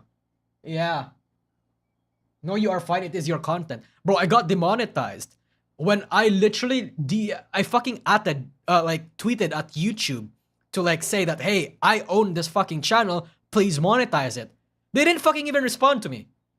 They didn't fucking respond to me. I mean, they did respond to me, but it's bullshit. It was basically saying, hey, after reviewing, we concluded that this channel will remain unmonetized. And it's like, what do you mean? It's my channel. It's my channel. It's my channel. It's my fucking channel. I'm reusing content, sure, but it's like clipping it and like adding subtitles to it. Fucking RVG is busting his ass off fucking to translate shit. And it's getting unmonetized. It's like, what do you mean, YouTube? YouTube is stupid, chat. YouTube is absolutely fucking stupid. 100%. Yeah. I made clips in the past and posted on Toy Soko channel. What do I do? I mean, if it's in the past, you'll probably not, like, you're probably fine. Yeah. Reviewed ourselves and we find we did nothing wrong. True. Foolishly fool. Yeah, keep watching and you will see someone else in the same situation. Yeah, again, brother, it happened to me. If it happened to me, it's gonna happen to everybody else. Rima has a second channel now, like a highlights channel. And I feel like if things keep up, it's gonna happen to her as well. Because if I remember correctly, Shy Lily Clips, her content, that channel's content was edited. More edited than my, like, clips. So it's like, it doesn't matter how much you fucking edit it. The whole fucking word of being transformative content, that you made it into a different rendition, a different entire thing, that no longer fucking applies, it seems. YouTube, fucking dumb bullshit. Is this the end of Clippers? Who knows? It depends if YouTube's being fucking stupid about it. Because in Twitch has Twitch streamers have a similar problem, but it's a negative for them more than a positive. Because, for example, Most Critical have a shit ton of fucking Vietnamese or fucking like Thailand channels or fucking Indonesian based channels, where it's basically just taking his stream content, clipping it, and then making money out of it. So literally a fucking channel to compete with Critical's own Clipper channel. Charlie actually addressed this a while back, saying that, hey, there's a lot of fucking bullshit going on around. Fucking people are actually clipping him. Again, just to compete with him. And it actually takes a lot of views from his own videos. It's actually insane. But I think that just goes to show how much people like Charlie's like influence and how much people want to see more of his content over on the YouTube side of things. Which is great that, for example, Moist Moments views are not that good anymore. And Charlie, Moist Critical, is actually like simulcasting on YouTube.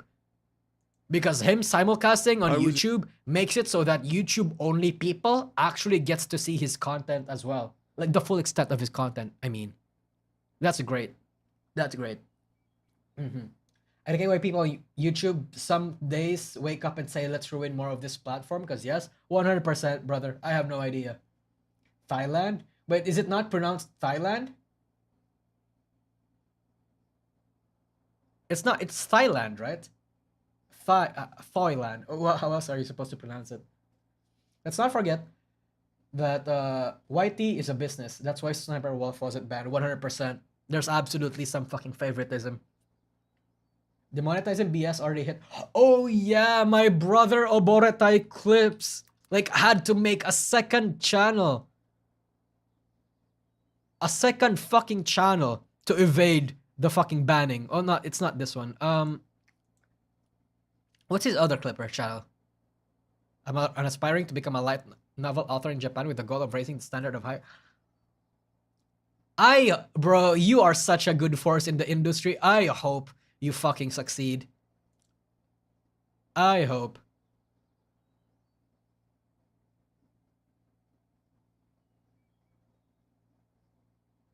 Oh, Hoksha, you know what? Wait, side tangent. Oboretai moved to Shark CH because Shark already had clipped Holostars? I see. Thailand. Oh, it's not Thailand. It's Thailand. Okay, okay. Hold on. So wait, actually, wait. Slight tangent. Does Oboretai have his own, like, website or something? He makes, like,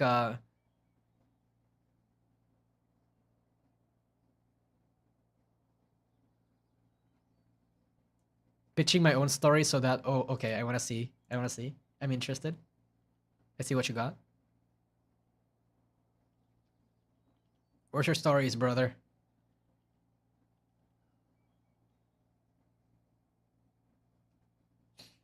Oh god. Maybe here?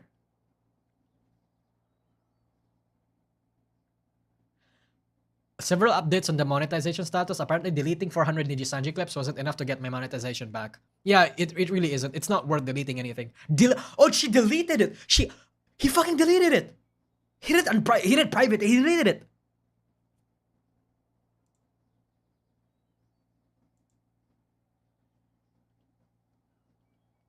Oh wait, he's actually earning a lot of views. Okay, good for him. Good for you, Oboretai. Good for you, brother. Holy, okay. Okay, brother. He deleted Niji clips because of the Salem thing? Oh, God. Bro, Oboretai was a massive Niji Sanji fan. Like, whenever I wanted Niji JP clips, I went to him. The safety for... Alright. Channel for quote-unquote reuse content. Garson then appealing this, and that appeal then being further rejected by YouTube, along with an email by a YouTube representative stating that uploading content such as this is not seen by YouTube as adding value. And for fuck off, YouTube. Absolutely fuck off, man. YouTube had blocked this short. Oh, I saw this. Hold on.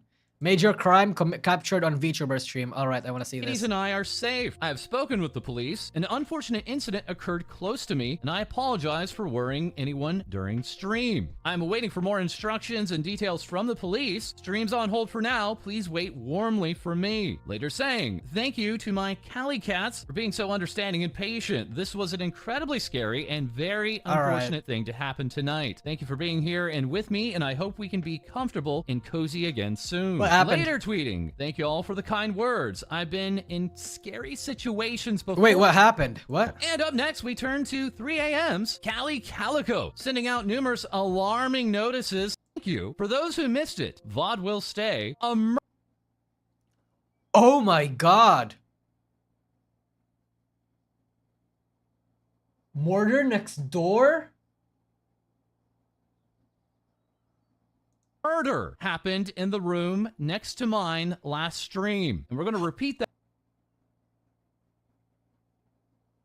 VOD will stay. Can I see it? Hold on, I'm gonna find her. Wait.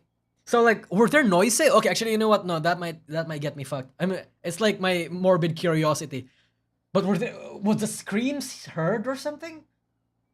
You can hear it. Oh my god. VOD got privated? She misspoke? Oh, okay, never mind. Yeah, she probably misspoke then. That again, a murder happened in the room next to mine last stream. Kelly saying, I am safe where I am because the purr was caught that night, luckily. Thank you guys for your kind words. Great. I will keep up streams best as I can through this. Thank you guys. Further clarifying, I'm not buying Twitter Blue, so pretend I was able to edit this tweet properly. The VOD that this happened in is not staying up. Last night talking about it is. I noticed a few people misunderstanding, and it's my fault for not clearly explaining. That's insane, bro. That's insane. That's scary as fuck. Privated sounds right. The police may want to use that VOD for court proceedings. Yeah.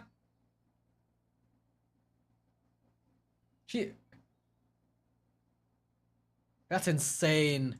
God. Okay. At least the police have good evidence. Yeah, at least they do now, huh? Alright, what else happened? Doki Bird is going to Hong Kong and Korea. Alright. You know what? Doki gets so much W's and events. It's actually kind of like nobody can keep up with the shit that she's doing anymore. I mean, aside from like the actual hardcore Doki fans. Oh, I remember this. This was like directed towards V Shoujo, methinks. Zentreya under fire for V Shoujo. Bro, false. This is like 1 month old news, man. Hanya summer outfit. Alright. Okay. Pink Woman. Mori Calliope breaking Spotify records as she normally does. New Hololive Advent song. Great. Spidey 3D show. Yep. Saw it. Adopts Kobo Kanaeru. Foobs is everywhere. 3D concert and Pecora figure. Yeah, I saw that.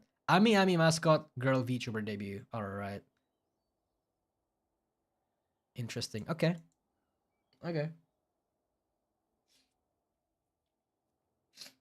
Doki's actually cat. Bro, Doki can't stop winning. Yeah, no, 100% she can't. It's insane.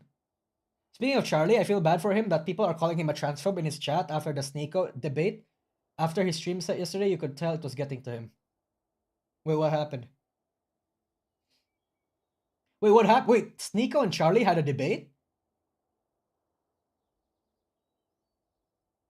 Wait, why are people fucking calling Charlie as transphobe? Wait, I'm going to guess. He rather, Charlie might have misgendered Chris Tyson on her streams, and that's it. Is that what she did? Is that what he did? Because I see the thing right here. I haven't seen this video yet.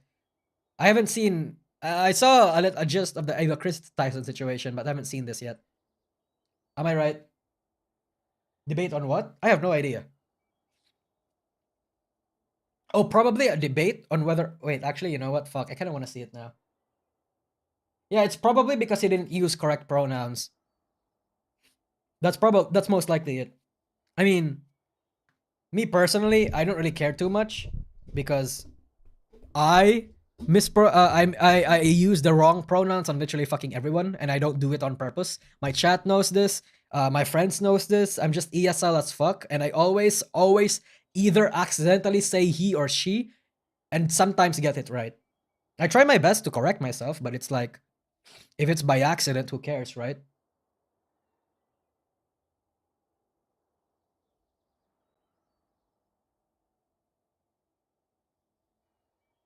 He roasted Sneeko on one of his latest videos involving the latest Mr. Beast disaster.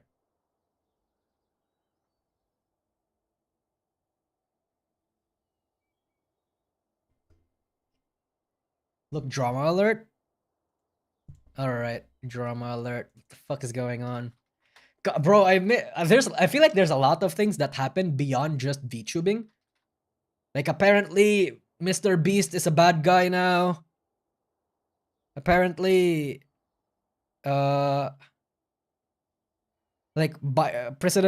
Biden is dropping out of the race. I mean, again, I don't care about the politics, but it's like, apparently that's big news because like people are memeing about it.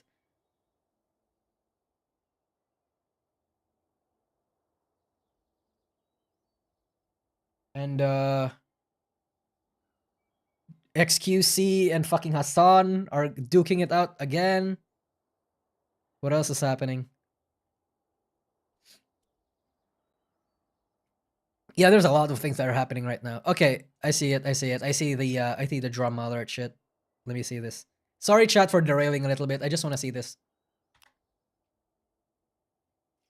Haha, the lolly VTuber that got harassed. Did you read it on Twitter? Yeah, I saw it. I don't know what the context is though. But because it's Twitter, of course they're gonna harass people. Do you believe that somebody can go through hormone therapy? Can they change their gender if they're a child?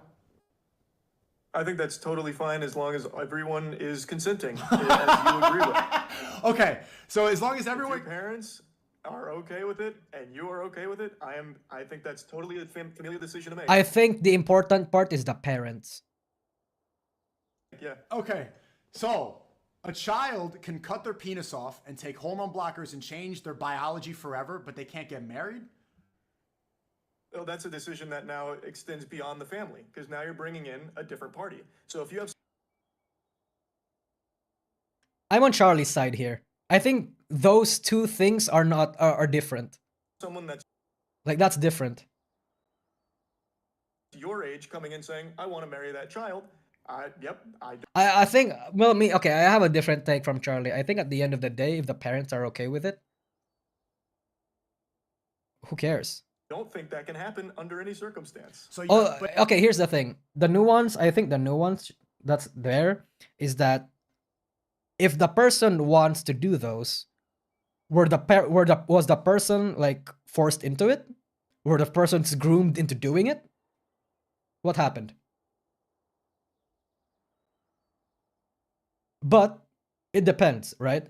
Because there's like a lot of the shit that I see for like children transitioning into like a different gender mostly are all like born from grooming or like people like pressuring them into doing it or something. That's what I think happens. Yeah.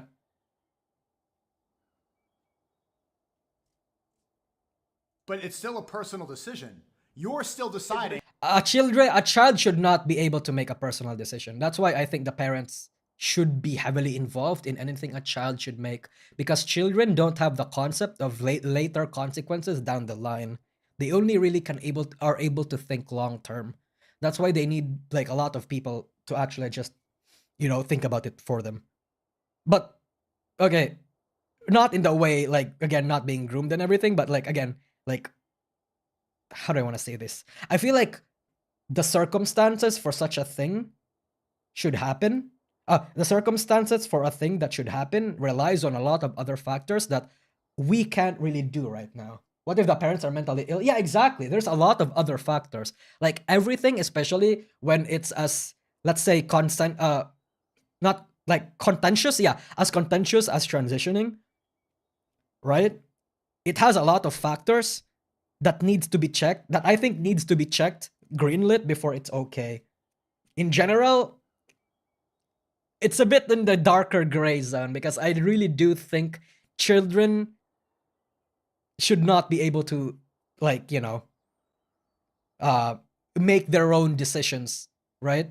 Just like how children should not be able to make, to fucking date, like, people, adults, because they don't fucking know what they're getting into. I don't think children should be able to transition genders as well if their parents don't consent. Or if they don't know what they're getting into. Again, there's a lot of factors. It's much more complicated than it looks, than it seems. A lot of other factors you need to think about.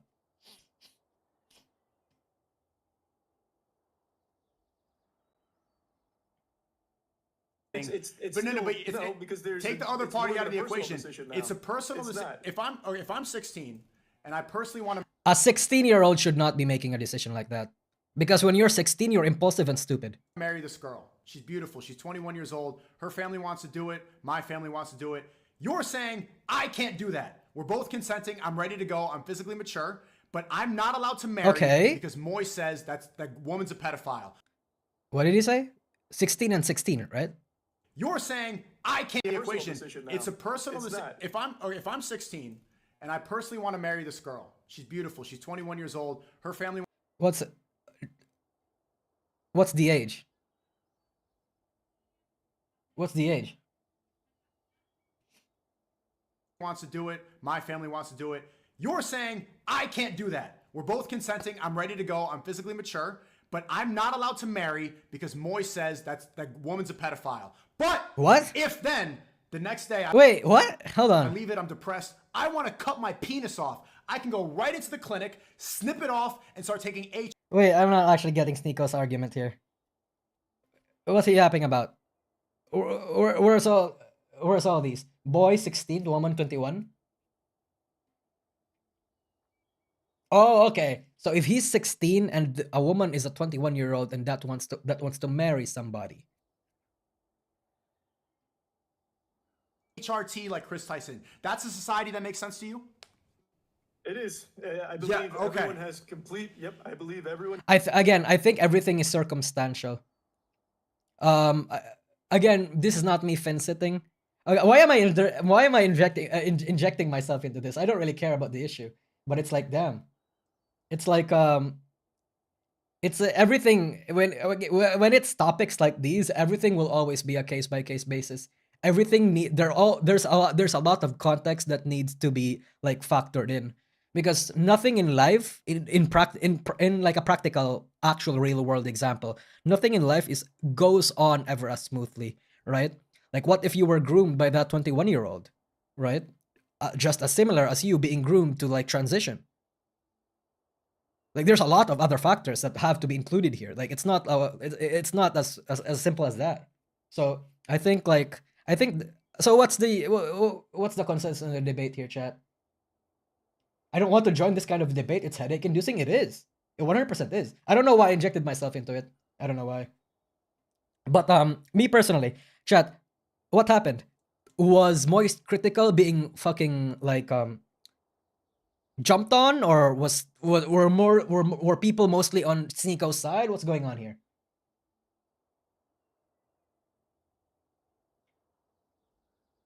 What's going on here? What's the general consensus that happened? Actually, you know what? I think I can see it for myself.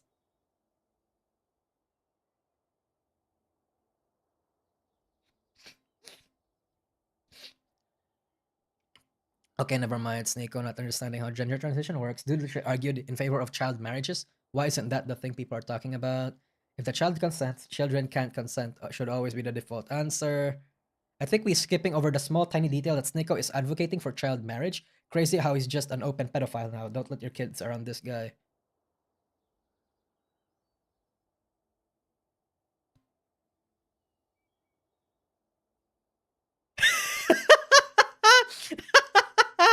The memes are kind of going fire. Okay. Nick Marks goes on mystical for transgender views. Imagine comparing underage chemical castration and sex change exchange to picking up a sport as a child. You're sick in the head. Wait, I don't even think Charlie said that. Wait, I don't get it.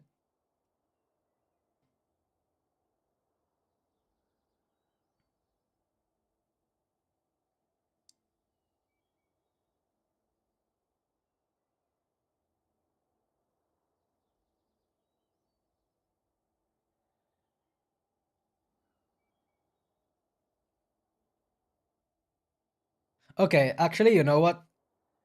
I want to see what's going on here. God, I get so fucking, like, drawn into this sort of stupid fucking drama, right? Because it's like, I don't know. It's kind of... obviously, right? Because it's a drama. But it's like, ooh, oh boy, oh boy. People making their narrative as always. Yeah, man, they do. And sometimes the memes are fire. But I do wonder if I do wonder which one of them got out there okay, because it seems like both people are getting shot on right now. They're yeah, a streamer's occupational hazard. Yeah, 100%. Actually, you know what? I want to see if I lost viewers. Okay, I lost 30 viewers. That's okay, I think. Curious. Funny how this is what people focus on and not Sneeko advocating for child marriage. And why even Moist debating Sneeko if you... Yeah. Oh boy.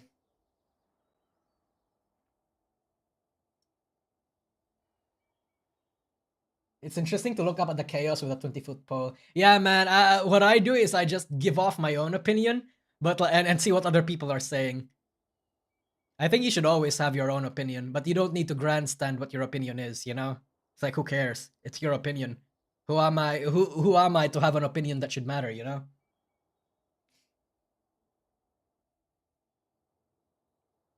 Anyway, curious. Fuck! This is an entire rabbit hole now because this all spawned from the the Ava Chris Tyson situation, and I feel like the Ava Chris Tyson situation has spiraled into like all sorts of drama and controversy, such as apparently Mr. Beast being a bad person now. Like, hold on. What the fuck is this? Like, how is Mr. Beast a bad person now? I kind of want to see them. Basically, is it the hill you want to die on moment? Charlie also clarified that he thought he was there for a conversation, but he didn't know it was gonna be a debate. I mean, it doesn't matter what he thought, honestly, because if the conversation turned into a debate, then it's gonna be a debate, you know? What's Charlie saying? What did Charlie say in his rat stream? Fuck, I need my real-time intel here, chat. I want to know what happened. He kinda committed fraud. There's a video on that. Oof, you missed so much. I did miss so much, chat. Again, I have tapped out in the internet aside from me watching Kiara's 3D live for like an entire week. Shadman? What the fuck is Shadman doing? Wait, what the wait. Shadman has been brought up too. Simply because Tyson commissioned him, apparently. Okay. Okay, brother. God, there's a lot of moving parts here. He didn't commit fraud, he faked videos, which is whatever. I think Jimmy covered for Chris. I think I saw Mr. Beast actually saying that Chris is off the platform.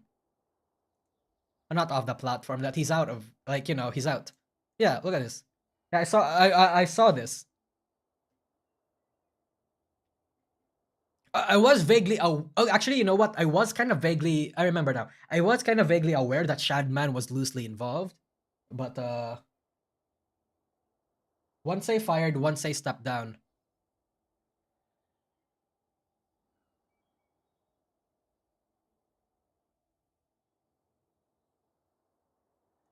Okay, so he's only doing an investigation now.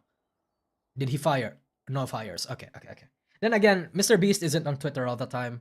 He tweets like every 4th day or something. Yeah. How Mr. Beast uses charity to manipulate his fans. Okay, that's 1 year. But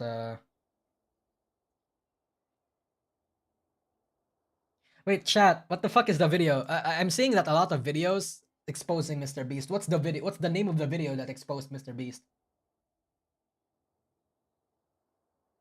Beast fired, Ava stepped down. I mean, of course Ava is gonna say step down because as a brand or as a person, that feels way better than saying he was fired. Yeah. He staged a giveaway and few videos. A former employee talked about it. So a former employee exposed him. I want to see that video. Okay, actually, you know what? Let me Google it. Oh god. What a shit show. And I'm all here for it. Mr. Beast ex-employee The disaster. Is this it? Bro, upper echelon exposed him? That's insane. Doing Grad's work. Bro, Mrs. 99 drama this week. Yeah, man. All right. Today Oh, never mind. Apparently it's not this one. Spag Sauce says, I work for Mr. Beaks of Fraud. You know what? You know what? It's actually kind of funny. You know who I think of when I see the word fraud? I think of fucking Radon from Elden Ring and Gojo and Gojo Satoru. So it's like fraud because like the Lobotomi Kaisen, for example, right? And like Jujutsu Kaisen Twitter, bro, they're insane. Like they fucking calling people frauds. It's insane. It's fucking insane. The second video? Yeah, it's the second video. Alright, hold on. Am I really gonna watch a 53-minute video right now? Am I really gonna do that? Is there a TLDR?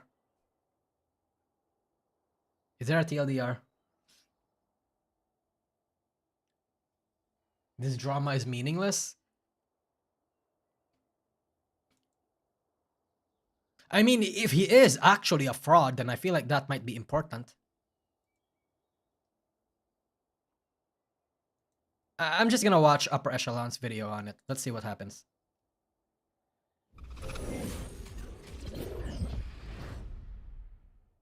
All right. Today I want to talk about a situation that is currently... Upper Echelon's video is a TLDR. Great. Fucking great. I think I'd rather watch Upper Echelon because Upper Echelon explains things in a way that's more educative and less sensationalism. And I like that better. Although I do consume, I say, sensationalism, drama and news, depending on my mood. Soon, if I had to guess. But either way, I want to throw my hat in the ring and discuss it, regardless of whether or not it ends up going anywhere. Right off the bat, this video is not about Ava Chris Tyson. A lot of people are discussing that right now, with very good reason, by the way. One of Mr. Beast's former team members was making inappropriate jokes with a minor, and it's a whole big thing, but that's not what I'm talking about for today. I don't know enough about it to weigh in right now, and I'll probably get to it sooner or later, but it's not a video that pertains to that particular subject. At least not right now. Can we agree that transitioning should be 21? I just saw that right now for some reason. Generally, I agree that a person needs to be mature and old enough to make decisions if it's life-changing or if it's like that's gonna involve a lot of shit. So yeah, both transitioning and marriage and marrying people, yeah, 100%. I think they should be adults only. Come to Twitch, little boy. Hey, Fansen. Hi, Sunni. Yeah, I'm seeing a lot of these old messages late. I'm so sorry. Yeah, hold on. At least Twitch isn't dying anymore, though. I'm not. Hey, yo, Twitch people, I'm not abandoning you guys. I have this like tool on my OBS that streams in both Twitch and YouTube comments, and you know, you guys are being in here, but because there's few of you, you guys get picked up less. So I'm sorry for that. Fansen is going a high. Hello. Anyway, let's go back to watching the video. Yep, that's an adult issue. Yeah. Less opinion based, right? We don't know. Yeah. Let's leave it at 18 years of age to avoid headaches. Instead, this is a video about how a very large amount of what Mr. Beast does for his primary content is quite possibly just flat out illegal, after a former employee raised a video describing his experience, which appears, in my estimation at least, to be shadow banned on YouTube now. I'm going to link directly to that original video down below and summarize a few of the things he talked about, but I also want to focus more on a few separate individual definitions and talk about the broader picture here, where a world-famous creator with hundreds of millions of followers is, yeah. I guess I'm just going to show things and read quotes. I've been told pretty harshly before by people that I do trust a great deal that his team is extremely heavy-handed with how they handle any sort of criticism in a legal way, is what I'm saying. Everybody knows who Mr. Beast is. If you don't, that's honestly quite surprising, but the quick version is that he's very rich, very powerful, and has hundreds of millions of online fans and followers. Yeah. He makes his money by posting videos, selling products, doing brand deals, and hosting giveaways. That behavior, namely the giveaways portion, has earned him a tremendous amount of online support and goodwill, as well as fame, because he's routinely pulling out wads of cash even just on the street and handing it over to random people. Well, not so random if you listen to some people, but anyway, $10,000 to... Who wants to bet? Chat. I've never watched a Mr. Beast video. I mean, I really only watched like I've only really watched only like 3. I mean, or like maybe 6 or something. It depends. Like somewhere below 5. Anyway, chat, I think part of the reason why a lot of people watch Mr. Beast videos is because they want to live in the fantasy that that could be them. What do we think? It's the money. Yeah, 100%. It's the money.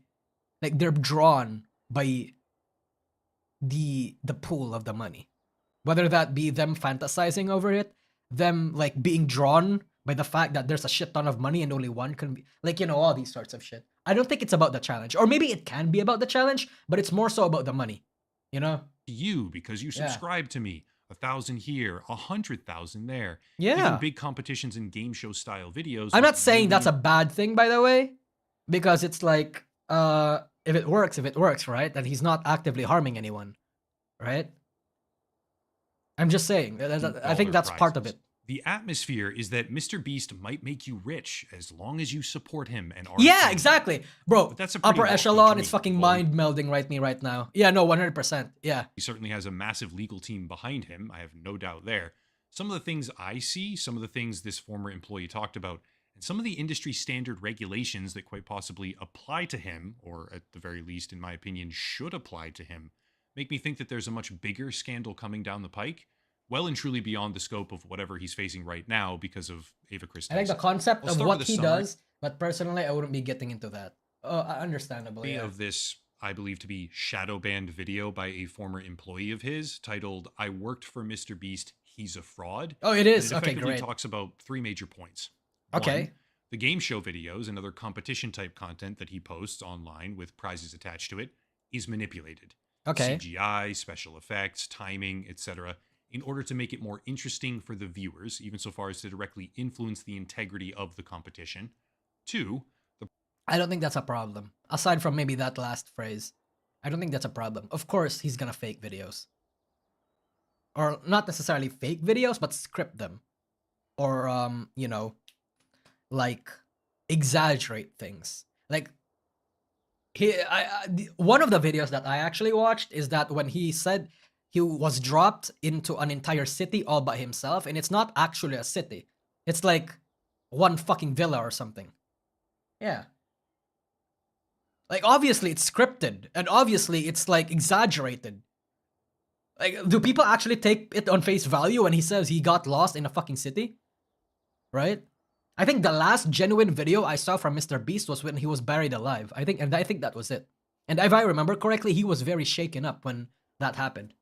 I think that might have been part of the reason why he started scripting his videos, but at that point, right, who cares? If it's entertaining and no one is getting hurt and it's still somewhat like half true, not even half true, like quarterly true, then who cares, right? Again, I'm not a big fan of Mr. Beast, but I don't necessarily think doing that is a wrong thing as a content products creator. that he sells, namely Feastables and but chocolate okay, let's bars, see really, what happens. are closer to lottery tickets than actual candy bars, with really strange marketing mechanics. He And changed the advertising results of a choices game attached to show them. through editing.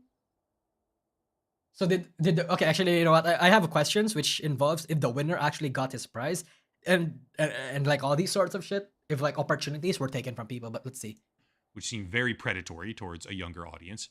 And 3, he is routinely hosting illegal lotteries in his live streams as a promotional tactic for selling merchandise, with additional problems like falsifying signatures, failure to disperse prizes, and more. That's the content of the long-form video, again, linked down below in the description. But for me, Claim 1 and Claim 3, or pieces of them rather, are what I want to focus on, because there's actually a very specific legal case that came to mind while watching that video. Okay. That made me really start questioning how long Mr. Beast can keep doing this before it all comes crashing down on his head.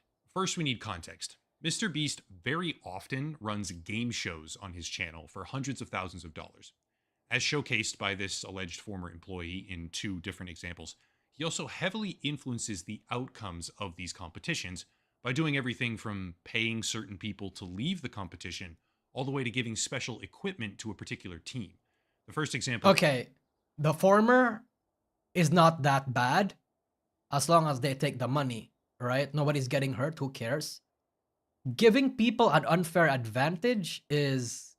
Ooh, that's a gray line there. It depends on what that advantage is. It's a case-by-case basis. Versus boys challenge, where they had is to it that solve bribery? Rubik's Cube or a bunch It's not of... bribery because... Wait, actually, you know what? Let me look up the actual definition of bribery. Because if I remember correctly...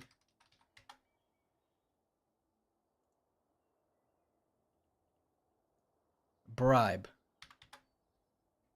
Persuade someone to act in one's favor, typically illegal or dishonestly, by a gift of money or other inducement. I mean, in this situation, it's not being illegal or dishonest, so I feel like it's not bribery. It's paying someone to do it, it's paying someone to get out, but I don't think it's bribery. Rubik's Cubes, rather. And he deliberately paid one contestant on the boys' team $10,000 to leave, which was double the prize pool if he had stayed in the competition. I would do that. He actually showed it on his stream. I would do that too. Who cares? Who wouldn't take that? Who wouldn't take that? Making an obvious guarantee that he would take the money and go. Yeah. And he did this because that's the contestant that knew how to solve the cubes.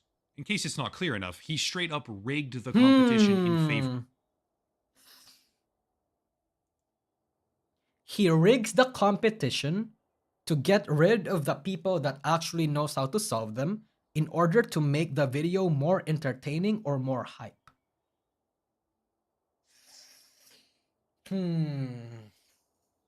Is that a bad thing? Hold on, I'm thinking. Is that a bad thing? Surface level? Not really, because the contestant accepted. But I feel like that's not really a... Yeah, actually, you know, the more I think about it, I don't think that's a bad thing. Of the girls' team in more ways than one. He also gave them a drone to try and spy on the boys' team, but all of that happened... Whoa. Wait, what? I didn't see this video. What? Also gave them a drone to try and spy on the boys' team, but all of that happened directly on camera, which makes it a little bit less impactful, I think. The second example given is far more interesting because it pertains to a competition with a prize of $1 million, the same prize pool in size as a network broadcast program called Survivor on CBS, which I'll be referencing here in a minute. Okay. Focused on a woman named Rosanna Pansino. See, Rosanna Pansino had competed in a $1 million hide-and-seek challenge in which Mr. Beast, or his editing team, I suppose... By the way, I would win a hide-and-seek challenge. You know why? Because I'm short and nobody can find me or see me. I also look like the most generic fucking Filipino alive. Deliberately modified the footage, making it appear that she had performed worse than she actually did, and skewing the results, the placements, from the audience's perspective at least, in such a way that the top three appear to be... Fuck! Can I borrow more pixels? What the fuck is this? Hold on. I'm gonna read it. A trio of very large YouTubers, rather than including her. Simple rundown here. She was hiding. They all had earpieces to know when someone got found. It was announced to them. Logan Paul, another massive YouTuber and controversial at that, got found while she was hiding, after which they offered her money to come out and quit the competition, but she refused, and then she got found while switching spots. However, the winner of this challenge cheated. They said that no one could hide in the ceilings because there was wiring up there or something like that, but the winner of the challenge was hiding in the ceiling, and the editing staff also modified the overall video so that Rosanna Pansino would not appear in the top three, replacing her with Logan Paul. And all of this was done behind the scenes. The view... It's because, yeah, going into the mind of Mr. Beast, it's because Logan Paul being like remaining in the last fair few minutes of the video would mean more screen time because he's more popular.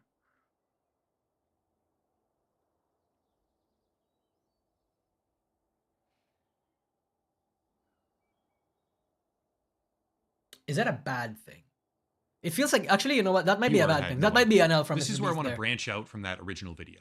Remember, this game show, and it is a game show. Mr. Beast runs feature-length game shows with regularity on his channels for massive prize pools. And what happened was that she also got edited out, and I feel like that's oof. This game show had a prize pool. I think editing out shit like that to make it much more fun is not necessarily bad, but it depends on what you do. Again, I want to think that a lot of the shit that I talk about is like nuanced, or like I like to think about the nuance of everything. So, and the default answer that I will always give is that it's a case by case basis, because it's shit. When it comes to shit like this, sometimes it's bad, sometimes it's good. It's never really like all across the board bad and all across the board good. You know, the world doesn't work that way. In particular of $1 million, the same amount as the CBS reality show Survivor. Well, Survivor, despite being mentioned by this alleged former employee in passing, has a particularly relevant lawsuit brought forward by a contestant of season 1, where she alleges that producers of the show engaged in a scheme to prearrange outcomes by persuading, influencing, or intimidating contestants. She claims that the show's creator and executive producer, Mark Burnett at the time, materially altered the game by influencing multiple other contestants to change their votes, because Burnett believed that a contestant named Rudy, in this case, would be a fan favorite and wanted to keep him on and continue with him in the competition. The case ultimately settled out of court, which means we don't know who won or what actually happened between these parties, but in her lawsuit, Stacey Stillman, that was her name, cited 47 USC 509, which pertains to, quote, prohibited practices in contests of knowledge, skill, or chance, end quote. Here's the relevant section of this that being code. a legal issue might actually be interesting, because if Mr. Beast is actually liable for it, It shall be unlawful for any person with intent to deceive the listening or viewing public, 1, to supply to any contestant in a purportedly bona fide contest of intellectual knowledge or intellectual skill any special and secret assistance whereby the outcome of such contest will be in whole or in part prearranged or predetermined. 2, by means of persuasion, bribery, intimidation. okay. I think most I think most I'm gonna be real with you, chat. I think most game shows are rigged, but under this law, literally every single game show should be in it. But it depends on who gets caught, huh? Interesting. Or otherwise, to induce or cause any contestant in a purportedly bona fide contest of intellectual knowledge or intellectual skill to refrain in any manner from using or displaying his knowledge or skill in such contest, whereby the outcome thereof will be in whole or in part prearranged or predetermined, end quote. That's the part that matters, although there is more. But let's go through and simplify it. It shall be unlawful for any person with intent to deceive the listening or viewing public, the audience, by means of persuasion or bribery. Every producer is gonna ignore that. Every single fucking producer in America and beyond is gonna ignore that. To induce or cause any... Because that goes against what makes an entertaining show. I'm not saying that I agree with it. It's just that from a from a business perspective, it doesn't make sense, and they're not gonna do it. I'm not saying it's a good thing either. Yeah. Refrain in any manner from using or displaying knowledge and skill in that contest, which then predetermines the outcome in whole or in part. Right? Make sense? Think back here.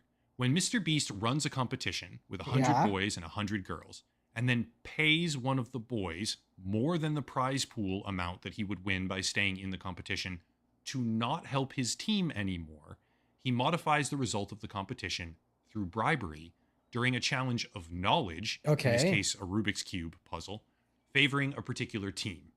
Not good. However, that was known. It happened directly on camera. Yeah, what? Were there no women in the fucking video that knew how to solve a Rubik's Cube? Was everybody dumb? What's going on here? Money, which she refused, to drop out of the competition, thereby attempting to bribe her in a manner that would, in part, predetermine the outcome of the game. Yeah. What's more, after she refused, seemingly for the purpose of making the video more entertaining, I guess, which people tell me she got caught up elsewhere online, his editing team removed her from the top 3, placing instead a much larger creator in that role, despite the fact that he was not actually there. Which, by the way, chat, I would get bribed as well. You fucking give me $5,000 to do that, I would. The audience, fulfilling basically every single part of this law at one time or another, from what I can tell, in my opinion, to the very letter. Now, I know some people are going to make this distinction here, and they should, to be honest, but a YouTuber is not broadcast television. True. I think editing stuff or scripting is alright as long as everyone contestants is aware of the manipulation. if the contestants are aware of the manipulation, it won't be fun anymore, and the reactions won't be genuine. And if the reactions aren't genuine, it affects how fun the stream, or rather, the content is, the show is. So, yeah. You look at the audience metrics, Survivor got an average of It's this tough balancing act of going beyond, not necessarily breaking the law, but stretching it out a little and making it entertaining for the audience. Because the law inherently makes it so that it's hard to make entertaining stuff, or rather find what the audience likes. The difficult part in there is that what the audience likes are always the parts where it's borderline illegal, or what if it makes shows and medias and all these sorts of stuff borderline illegal as well. That's the problem with what audiences want. You can't give an audience exactly what they want. And if someone does, I think they're breaking the law in some capacity, even though I might not know the law from wherever they reside. Because that's just I think that's what's currently very common. You can't give the audience what they want unless you're breaking the law. Because what the audience wants is exciting, is stuff that breaks laws, or at the very least stretches it. That's what I see it, at least. Yeah. Ludwig talked about something very recent, similar, about how the recent 50 YouTubers versus each other, a lot of seemed to be rigged in favor of Logan Paul, or it seemed like Logan Paul already was informed of the games.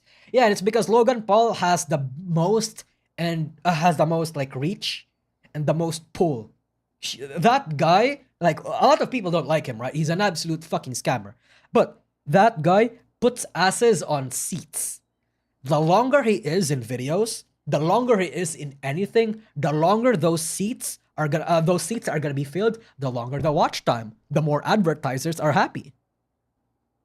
And that's the tough balancing act that I mentioned. 0.4 million viewers across 35 days, while Mr. Beast will get sometimes 10 times higher than that across a much smaller period of time. His feature-length game show programs are far more popular than pretty much anything on all of broadcast television. But the episode in question, the hide-and-seek $1 million prize pool video, is a YouTube original program. I can't personally say at what specific point in time a creator who owns a media company that is 10 or 20 times larger and more successful than mainstream broadcast television networks becomes liable under those same rules, or if they ever even apply at all for that matter. But Mr. Beast appears to be completely disregarding the concept of game show integrity, purely for the sake of making... I think I think most game shows are don't have integrity. They just haven't been caught yet. But I get his point. Those game shows... I'm not saying that I defend Mr. Beast, by the way. It's just that if Mr. Beast is like facing this shit, I think every other game show should as well. Not good. Except that alone wouldn't be nearly as bad. Yeah, YouTube it's not is as a bad. competitive atmosphere. Who cares? He's giving away money, lots of it. He's just trying to make things entertaining, and legally, broadcast television rules probably don't even apply to him, so who cares, am I right? Sure. Except he Didn't also we already have this shit with social experiment videos back when commentary channels like Leafy were peak YouTube? runs frequent lotteries. And I'll use the mandatory disclosure here. I'm not a lawyer. These are just my opinions. But Yeah, let's take a look at understandable. what's going on. First, the FCC classifies lottery as any Wait, how is game, lottery contest, involved or here? promotion that combines the elements of prize, chance, and consideration, which is pretty loose. But there's a format here that we have to focus on, highlighted initially by this alleged former employee, of live-streamed merchandise signing. There's a lot of examples is this? here, but Are these like parts where Mr. Beast usually says, "Fucking subscribe," or I don't know, throw a like in the next 5 minutes and you might win $5,000. There's $10,000 hidden in my merch, and if you get it, you know, is this what he's going? I think that's the angle, because Mr. Beast does that a lot. most of them get deleted, like this one.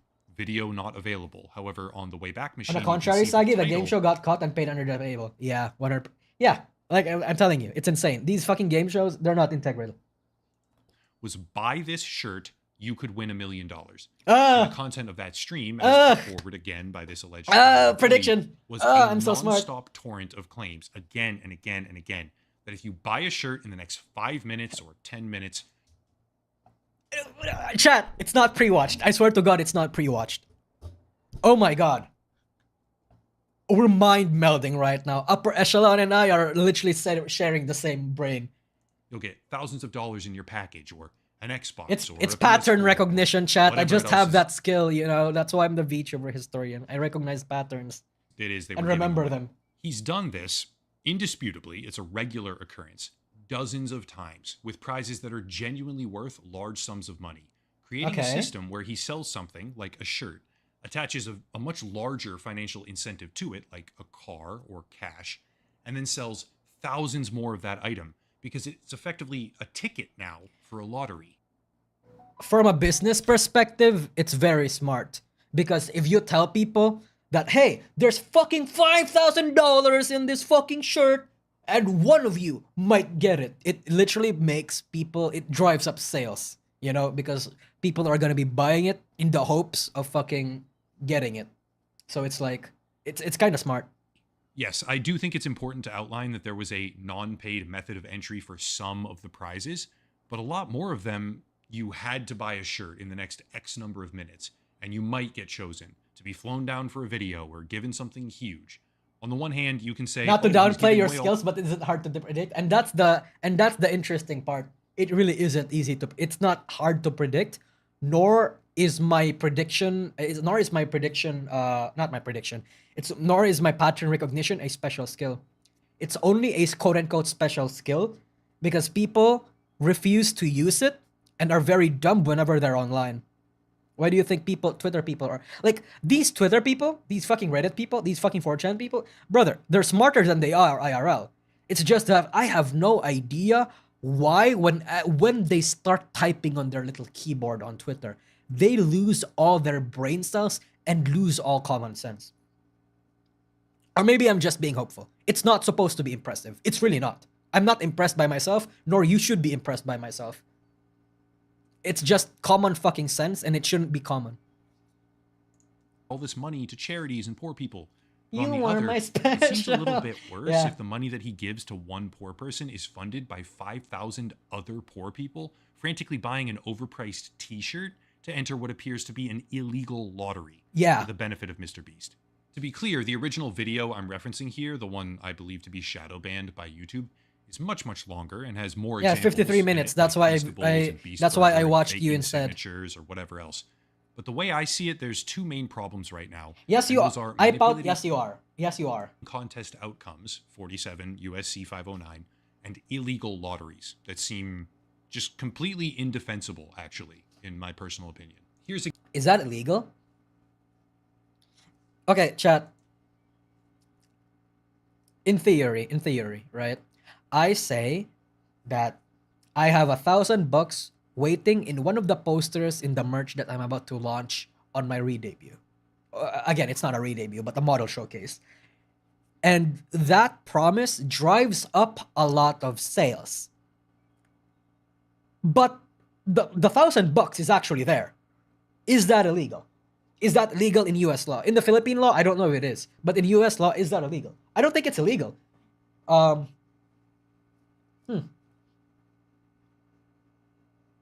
Yes, the hacker known as 4chan is smart. Yeah, no, 100%.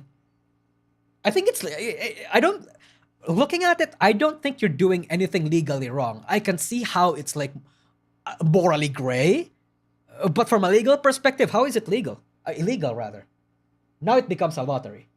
Okay, yeah, it becomes a lottery. Okay, so lottery laws apply when that happens then. Okay, I see. It's a guess, and it's precisely that, a guess, okay? My guess is that he has an entire legal team advising him on the technicalities of how to do these sweepstakes properly. And if he did, or said, precisely what they told him, there'd be no prosecutable issue. However, when the stream title says there's no buy legal. the shirt to win $1 million, or when he and his friends are just saying stuff like, buy another shirt in the next 10 minutes and we'll put, I don't know, $5,000 in the bag for one of you lucky people, or some of you, or every one for the next like 2 minutes gets $100. Like when he's saying stuff like that, and when he decides that the video isn't entertaining enough, so he does things spontaneously that, you know, to change the outcome, that crosses the border from predatory and technically non-illegal to flat out blatantly indefensible totally illegal, and they have had to pull down the live streams after, right? Like that's why they're deleting stuff in my estimation. Okay. It all boils down to a question. At what point does a YouTuber become so big they jump categories without voluntarily jumping categories?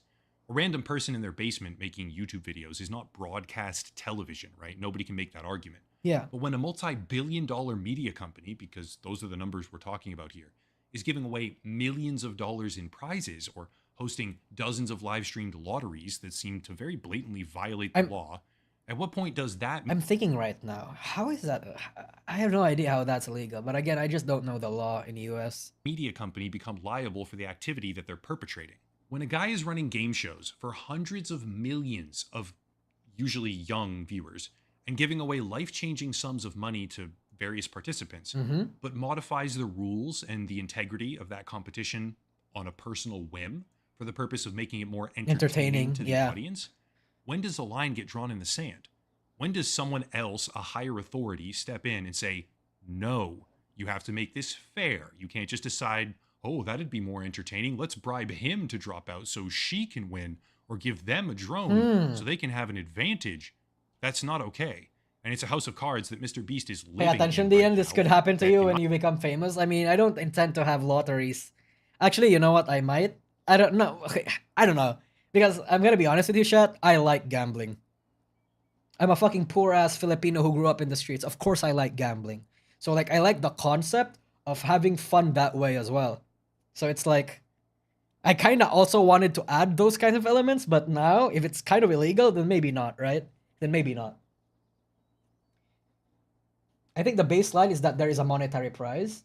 Aren't these lotteries a bigger problem when a large chunk of the viewer base or potential buyers are kids? I mean, we don't know that because we don't know Mr. Beast's actual target demographic. Right now, right now, I can fucking tell you guys that it's fine for me to be saying the shit that I say because fucking 89% of you are above 25 to 30. To 34 rather. Yeah. Only 0.7. I checked this last week. Only 0.7 are 18 below.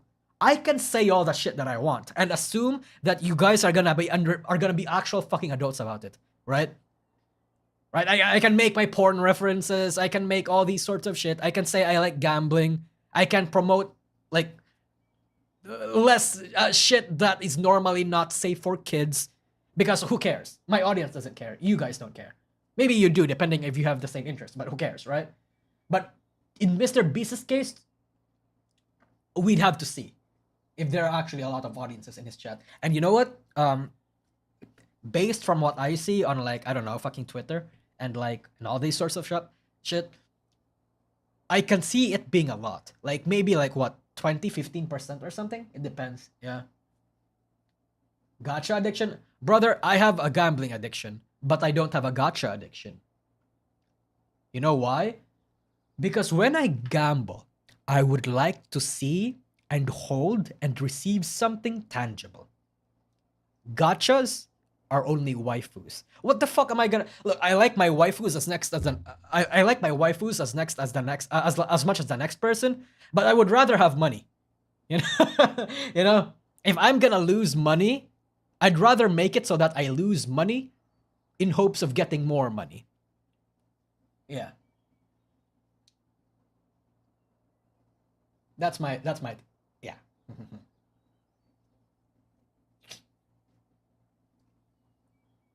When will a higher authority come? Never, Lamau. Welcome to America. Anything goes as long as you have money. Yeah, that's everywhere in the world. As long as you have money. Let's go gambling addiction when? Can a gambling company sponsor me? We don't know. Right now, I'm not really gambling because I don't have the time, nor do I have the interest right now, and nor am I incentivized to gamble. I used to gamble a lot when I don't have any money. When I did not have any money. And I'll be honest, chat, I was making a lot of bank. So in the Philippines, we have this thing called tong-its. I'm a fucking god at tong-its, chat. I am a fucking god. In poker, I'm decent as well. So it's like, I'm not saying that I'm pro or that like I'm an expert or whatever, but I've made more money than I've lost. But that could just be because Filipinos in the streets are also kind of dumb, and like, you know, pattern recognition. My opinion, absolutely will eventually collapse on top So of it. I found this new site called CSGO Lotto. For anyone who made it this far but just isn't convinced of anything, totally fair. Remember Rosanna Pansino? Yeah, God. she just came out with a video regarding the current Beast Games, which is a competition show by Mr. Beast in filming right now in Las Vegas that will be on Amazon Prime. What happened to her? Citing sources from the competitors, of which she claims to have 10 separate ones, quote, "It was really bad. People were having seizures because they were not getting medication, even though we were promised we would. Oh, and shit. It was 100% rigged. They presented it as though the game would be like Squid Games, basically a type of game show where all the games are an even playing field. That was not at all the case. All the games were about speed and strength. So only the young athletic males were at an advantage over the women and elderly people that were cast. To make things worse, men started realizing that they could take out the women without being eliminated. Guys started tackling and hitting women. 2 girls were tackled and passed out on the field and dragged off to continue filming. I saw people...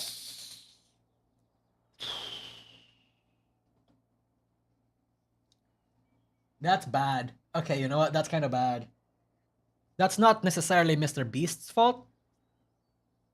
But the fact that they weren't getting like medical attention kind of makes it his fault. I feel like if you make a game show, anything involving physicality should be evened out, right? That's why I think game shows that are based on intellect and like common sense and how hard you can think is much more fair and much more interesting than like game shows that require you to be physical. Especially if your contestants are not the same, you know?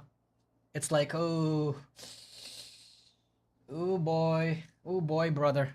People with broken bones, stitches, etc., and most were women. We were given maybe it is definitely the organizers' fault for incentivizing. Yeah, man. Hours. Food would run out, and people would Society. fight over, steal, and hoard food. Water was scarce and kept running out as well.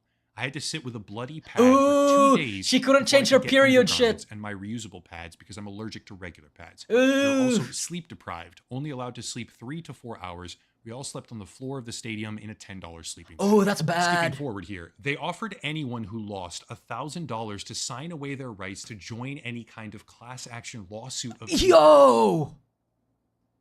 That's insane. any kind. Okay, wow. Okay. My mind's okay. Initially, this video kind of didn't convince me, but this part is kind of bad. I didn't sign, so I did not get the money. After this article came out and things started blowing up, they called everyone back and decided to offer an additional $1,000 per person. Yeah, it's a silencing fee. And Okay. to clarify, this person asserts it wasn't Amazon Prime that called them. It was It's Mr. Mr. Beast's Beast. personal crew. Yeah. And I do think there's something to be said for unfiltered competition or allowing people to truly compete with each other on, I don't know, kind of a brutal playing field. But if that stuff is true, well, I'll let people make up their own minds. And it feels like there's going to be a lot of stuff coming out here soon from the veritable horde of ex-employees and contestants that were all subjected to non-disclosure agreements. For added emphasis, the horrible conditions were additionally reported on by a local Las Vegas outlet, with Beast Games staff members and production crew allegedly verifying that they ran out of food, there were medical evacs, people's undergarments were permanently lost, and medication was They have the fucking panty stealer on set. Oh my god, okay. not provided properly. That kind of Have a good atmosphere day, Rick only boy. maintains itself for so long. Aggressive non-disclosure agreements is what I mean by that. At a certain point, when the water comes through the cracks, it pours through the cracks and makes them bigger. Yeah. Yeah. The biggest problem is that Mr. Beast has gotten too content pilled and it affects his contestants. Yeah, no, 100%. I think you hit the nail right in the head there, Flame. To a certain extent, when you're a content creator, you get content brain rot, this shit happens. I mean, I already feel it infecting me sometimes, man. Yeah. The only thing that's holding me back is that I can't do shit with other people. Really explain it, but that's the impression I get right now. The water's coming through the cracks. Yeah. That's it. If you want to support the channel, check out the links down below. Damn, okay, wow. Again, this video did not originally convince me, like the first half of it, but then this half, ooh, the last 5 minutes I think were the most important. But it seems like the video wasn't necessarily him, like upper echelon, calling out Mr. Beast, more so explaining why there might be problems for him in the future. Like he's tackling it from a legal perspective. Or a potentially legal perspective. Yeah. Freaking Kazuma of Konosuba was participating. Yeah! Fucking holy shit. Ugh. That's kind of disgusting though. Interesting. So that's the Mr. Beast situation, huh? And all of this was brought into attention because of the Ava Chris Tyson situation, huh? Brother, when it rains, it pours. When it rains, it pours. And now the Ava Chris Tyson situation got a fucking, resulted in a goddamn, what's his face? In Charlie and Sneeko apparently getting fucked in the ass. It seems like both Charlie, look, I think from what I can see, Charlie and Critical are being criticized by their individual fan bases. Yeah, everyone's getting blasted. Yeah, man, it's the Sayu and Kenji situation, but more serious debates. I'm not okay, quote unquote serious debates. So is Charlie okay? Is Charlie like okay? If there's smoke, there's fire, and a forest fire to other trees apparently. Yeah, man. Let's be honest here. Unless lawsuits pop up, Mr. Beast isn't gonna be affected by this. Even if lawsuits pop up, I think Mr. Beast isn't gonna slow down on his content. He's gonna be super affected though. Like if I remember Mr. Beast, there was a lot of buzz around Mr. Beast and Mr. Beast Burgers fucking him over. Or rather, the company that was handling Mr. Beast Burgers fucking him over. And he got very concerned and got very affected by that. But, yeah, you're 100% right. Bro, I remember Sunny V2. Okay, actually, you know what? Sunny V2 Chris. So, I remember watching this video from Sunny V2 a while back. And, like, I remember, like, the controversy around it. I wonder what the comment section looks like. Because, like, I'm going to imagine that fucking people are saying shit like, apologize, fucking apologize to Sunny V2. He predicted this and all this sort of shit. Let me see the comments. Because how will Mr. Chris Tyson's situation impact Mr. Beast? Oh, well, it impacted Mr. Beast a lot. Not in the ways that I think Sunny V, if I remember correctly, not in the ways that Sunny V2 said it would, but it still affected him a lot.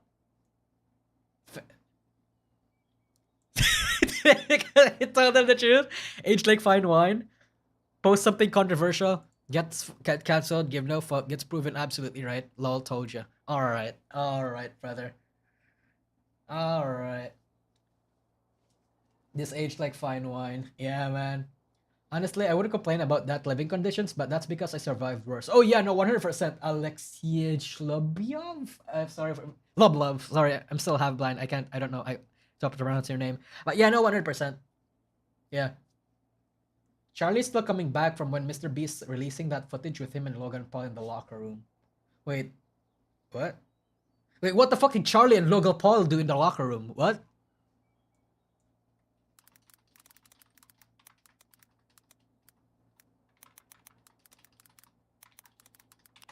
Wait, what happened? Oh, okay, he has a clip for it.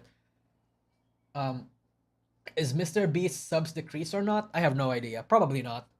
Probably, maybe. Hold on. Let's watch this shit. I don't think I've seen this video. I don't, for contrary to popular belief, I don't actually watch all of Charlie's videos. Only the videos that I'm... Oh, here we go. He has a video on it. Mr. Beast just dropped a new video where I compete in a big old game, but that's playing second fiddle to the drama it just spawned with me in the center of this singularity here. What it happened? Sent Twitter into a Is it because Charlie shit talks Charlie shit talks Logan Paul a lot, and they made a, like, let's say a friendly encounter or a friendly interaction, and then people are then calling fucking Charlie a fucking hypocrite, and that he bent the knee to Logan Paul's fucking clout or something? Hold on. I think that's what happened. Is it like this? Yep, just like that. Okay, holy. Okay. piranha feeding frenzy here with me getting spaghettified in the middle of this black hole of drama. So Pre-watch, bro. It's not pre-watch. It's actually just common sense because if you watch Charlie's opinions on Logan Paul, he does not have the most positive things to say about Logan Paul. And Logan Paul, I don't know how he is IRL, but I would assume that for the sake of the competition and for the sake of not causing as much controversy as he already is, he probably would be very friendly to everyone, even to the people that he doesn't like. And that might involve Charlie. It's actually in his best interest, even told by his PR managers and PR managers and like staff to play nice to everyone, even if he doesn't like them. That's probably like, it makes sense. It makes a lot of sense. Package and address it. It's this clip right here. What's up, bro? Hey, nice How are you, dude? I like your videos, dude. I appreciate I know you've talked some shit, but... Everybody hates Logan Paul. Is everyone around Logan just a fucking idiot? I'm always super happy that people don't take it personally. Man. I don't. Okay, I don't. thank God. I understand him. That's a Logan Paul W right there. I understand I'm a shit. And I appear to be a bro. So. Okay, actually, that's actually kind of wholesome. Hold on, I'm thinking about it. Taking things personally. Yeah, I think I would like that as well. Because I never take things personally whenever people shit talk me. Like, who cares, right? I think in the VTubing space, we kind of need it. Like, let's say if I cover somebody's drama and they don't take it personally, I think I would like that person a lot more. But Logan always lies. Yeah, that makes a lot of sense. Yeah, Logan does lie a lot. But how will this affect Niji Sanji's stock value? I mean, Charlie made a video about Niji Sanji, alright? Good to see you, bro. And also, Prime's pretty fire. Thanks, I'm not bro. allowed to say it on camera. I get it, bro. I get it, bro. Fuck, bro. Good luck today, right? Yeah, I like. What did he say? Good to see you, bro. And also, Prime's pretty fire. Thanks. So he says Prime's pretty fire. Did Charlie ever say that Prime was shit? Because he says that he's not allowed to say that on camera. So it's like Charlie is kind of self-aware, but he is on camera right now.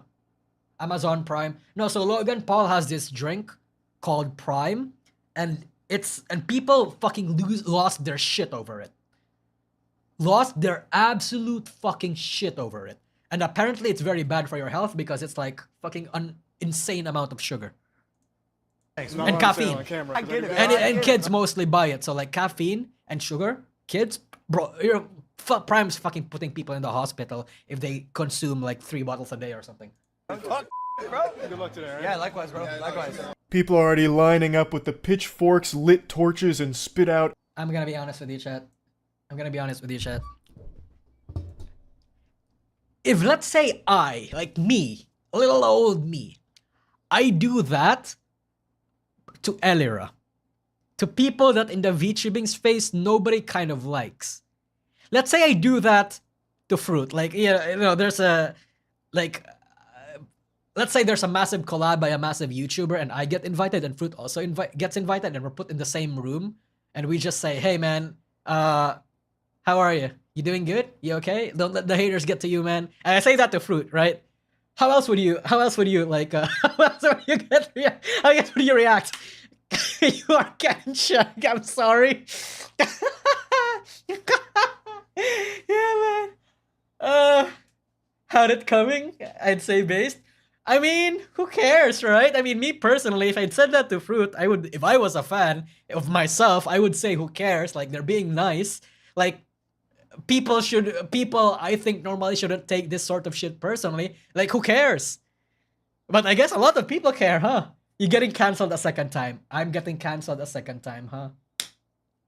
Yeah, normal people wouldn't care. True. But I guess it depends. If like I have people here that are like, I don't know, have a really massive hate boner against Fruit, or if they are very politically charged and they don't like Fruit. Selling your soul for publicity. Is there some sort of drama with Fruit? Yeah, a lot of people don't like Fruit.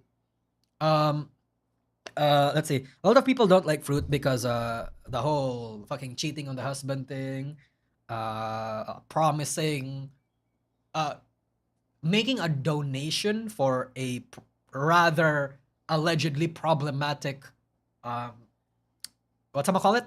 Like charity, and then her actually never going back to that charity, and her actually just coming across as a bitch a lot of times. So it's like, yeah, it's repetitive. Yeah, 100% Tharja, it's repetitive. But I might make a fruit video soon. Like, just not like saying that I hate her or anything, but just explaining why people don't like her. That way people stop asking me questions, because I kind of get annoyed. I'm not annoyed that you asked me, but it's a symptom that a lot of people are uninformed about why people don't like fruit, and they're confused, right? Because maybe they're fans who don't know jack shit, maybe like all that sort of stuff. Yeah. So it's like I'm slated to make a fruit video soon. Oh shit, what the fuck? That's a lot of notifications on my end. Anyway, yeah, that's generally why. You mean mermaid? Yeah, mermaid.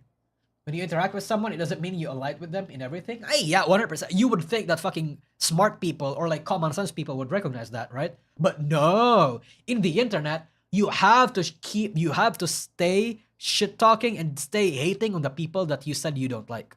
Apparently, your opinions changing is a criminal offense. That's not allowed. That's not fucking allowed. Yeah. Apple juice about how fake I am and how I folded in front of Logan Paul in person, cowering in fear, piddling my little britches. For some reason, the biggest part about that is what I said about Prime, which is like, oh, Charlie's super fake, he shits on Prime online, but in person, behind the scenes, with the mask off, he actually loves it. Common I'm not sense, sure not if this common. is people Yeah. maliciously lying about me, like Pinocchio, or if they just genuinely don't know, or maybe heard something that was wrong, but I've never shit on Prime. I've actually only ever talked positively about it on stream or in videos. Me saying it's pretty fire but I can't say it on camera is literally the simplest joke ever, like a water cooler joke at work. I've talked about it on camera numerous times. Okay. Anytime I've ever been asked about it or have made a video where it's been a subject, I've always mentioned that I actually think Prime's pretty good. Like, here's a quick example from a video I made a year ago. 54 when there was dislikes, those, by like, the Reiki way. wine Oh, scam. sorry, this is 5.4. Okay, never mind. I thought this was 243k likes and then 54k dislikes. That would be big. A lot of people wouldn't have liked Charlie into this one, but okay. Going Or on. whatever about Prime, all just to get their hands on some Prime. I've had it before because in the States it's not rare, it's not hard to come by. I could walk outside right now and find like an unopened pallet of Prime. It's really just in the UK that this hysteria is sweeping the entire nation. It's going absolutely crazy there. So I've tried it, I think it's good, I have no complaints, but I certainly wouldn't be beating some ass and being that desperate to get my hands on a bottle. And Okay. I still wouldn't. You wouldn't catch me running around like a fucking Frankenstein's monster trying to hunt down a pallet of Prime, but it's good. And I've always said that on streams and in videos, so I don't know where this Okay. narrative is that I've shit on it publicly, but behind the scenes I'm actually like an addict injecting it into my veins or lying to Logan Paul about it. I've always consistently said I actually like Prime. I think it's pretty fire. So I don't know why that's something that's sticking. Like, I prefer gamer subs, Are obviously. you able to see dislikes? Dislike counter. I think interacting with someone else means you align with them is caused by the what? Fighting Carp? Can confirm. Prime is overpriced as fuck in the UK. People legit hoarding crates of it. How's the expiration date looking like though? Yeah, Logan Paul even apologized to Ludwig during the Mr. Beast video. Wait, really? Wait, why would Logan apologize to Mr. Beast? Like, what did fucking Ludwig do to him? Or rather, what did Logan Paul do to Ludwig? Like, was there drama behind that? Fuck. I am so not caught up to the fucking Twitch streamer lore, brother. But that doesn't mean every other drink that's a competitor is bad. It's not. But now let's get to that second part where Logan Paul's spiritual pressure sent me to the floor like it was right out of the Bleach anime. And I was Yeah. just trembling in fear to confront Fucking him directly. Sukuna.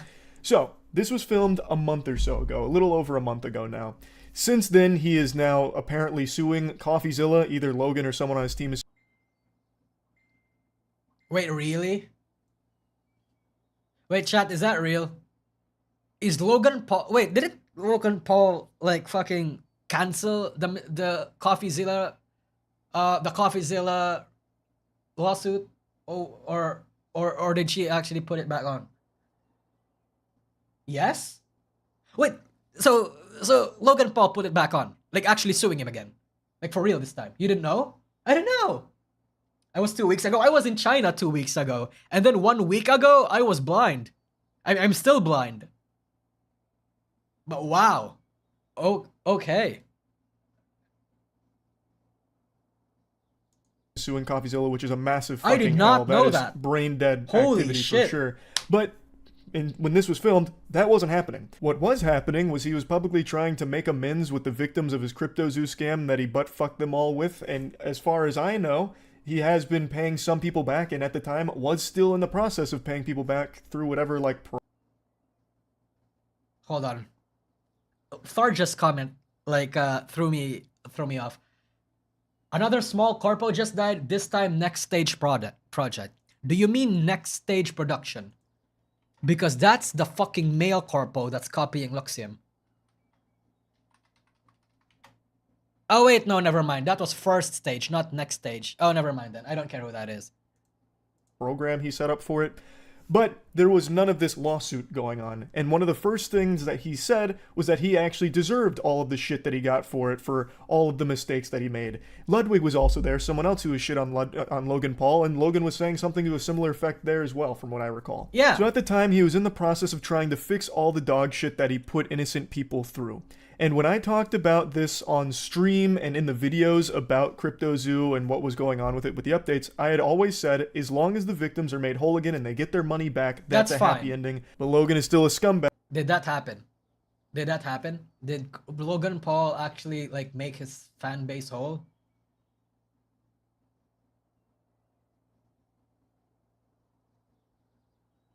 I'm gonna assume not, because if that was what happened, this video wouldn't exist. Bag for ever doing it in the first place, which is something that he also said he deserved everything he got from doing that. So I have always said as well that I never harbor hatred for someone who will actually change. There's nothing to gain with just holding a grudge forever. That's childish. If someone is actually willing to learn and grow from things, I'm more than willing to break bread with them. Logan Paul was very respectful of not only all the other competitors, but all of the staff at the event as well. Yeah, so who cares? when he reached out to say, look, who cares, right? Like, again, for example, the whole fruit situation or the Elera situation that I mentioned to you guys. Who cares? We're incentivized to be nice. It's in our best interest to be nice. Either one of us being mean would mean the fucking worst PR-wise in any of the fan bases. In any fan base, rather. And, you know, it would also embarrass the host, which was kind enough to invite both of us and trusted us to be civil with each other. Like, do you see how that's just fucking bad? And for some reason, there are fucking crazy people out there that's gonna assume that they should be fucking cats and dogs sneering and fucking each other up. No, man. Here's the thing about the internet and IRL. IRL, people are actually nicer than they are than in the internet. Because when you're in IRL situations, like, you can actually see the person. You can see immediate consequences as to what you're doing. And there's this feel that you have a greater effect on them, on yourself, and those around you. In the internet, it's so easy to make all sorts of things, say all sorts of things, do all sorts of things, and do shit that's normally senseless, because you don't see the consequences around you immediately. The human brain has not evolved to think about things long term. We don't have that sense of awareness yet, at least not the common people. Yeah. It's weird, because the internet gives people a chance to be douchebag 100%. And you know what? Even IRL people are still douchebags. People in the internet are just even more douchebags. That's why in the internet, right? This is actually something that I've thought about for a while now. In the internet, okay, remember in the Wild West of the internet back in like early 2010s, early 2010s and mid 2020s, where it was just the Wild West, people were saying all sorts of horrible, dumb shit. That mirrors the real world more than what we have right now. In the real world, people are nicer, but people can also be fucking, like, absolutely atrocious, right? In the internet, people can't, because everything is policed. there's an incentive to acting nice in the internet that are not the same incentives IRL. And it's made in a way where it's actually just much more easier to be a piece of shit IRL. Not IRL, in the internet. It's insane. Anonymity is part of it, which is why a lot of people are advocating for just to remove anonymity in general and have your fucking name attached. I mean, fucking China is already doing it, right? Yeah. It's super easy. Yeah, exactly. Online, you can't get punched in the face. Yeah. Online, you can't get punched in the face. You're not gonna get your teeth kicked in. A dog's not gonna be sicked on you. You're not gonna get stabbed. Oh boy. Online, you're gonna get cancelled, sure. But is being cancelled online worse than being stabbed? Absolutely not. I might sound like a boomer, but in the 2010s, there were less people on forums and people were nicer to each other. It depends on where you are, honestly. Because, like, yeah, sure, if you were in places like Amino or something, yeah, people might have been nicer. If people were in yeah, it depends on where you are. I was in Newgrounds, I was in 4chan, I was in fucking, you know, these sorts of places. I was in Facebook. I was a Redditor. I was a fucking 9gagger, chat. I was in Tumblr. Tumblr, mix and mix, so it's like, you know, I was all over the place, so I see all the time the absolute grudges of humanity and what the absolute insanity people can say and do to each other. At a young age, by the way, which is insane. And somehow I turned out like this, rather. I remember people saying all kinds of stories. Yeah, man, brother, holy shit. Because there were no advertisers, there were no incentives for people to be nice in the internet. People were just letting it rip. Fucking Beyblading all sorts of fucking slurs. Each twist is a fucking creative slur for all sorts of... It was insane. Yeah. But people on niche forums are usually nicer. Yeah. I know that for real. Because if you're in a smaller forum, people want to be nice to each other because they don't want people to leave, right? You can't just fucking call someone a retard when you're in a forum with like 50 people. No, because those 50 people, you guys are family at that point, right? You don't want to insult the other person. Now, it depends what the fuck is happening, right? Like, if that other person is being absolute piece of shit, then yeah, people are gonna call him out on it. But generally speaking, nobody wants to not inconvenience, but nobody wants to drive other people away when you're in a small but cozy place. Because if you do that, that coziness is disrupted. Say hi, I was more than willing to be receptive and mature about the situation. He immediately opened up about all of the problems that he had caused and how regretful he was. So what would be the point in me getting there and just spitting on him if he's actually going to start being less of a piece of shit? That's the whole goal of calling someone out. So that way they can learn from it and not be that insufferable asshole anymore. Of course, fast forward to the current episode of Dragon Ball Z, and apparently he's suing CoffeeZilla, or someone on his team is, which brings me to that other statement that's floating around that video where I called everyone around Logan a fucking idiot. And that is super true, because I don't know who the fuck Logan Paul surrounds himself with, but it must be actual lobotomites, because I don't know who would sign off on Logan suing CoffeeZilla. But at the time, that wasn't happening. All that was happening was him seemingly actively trying to fix all of the things that he fucked in the face.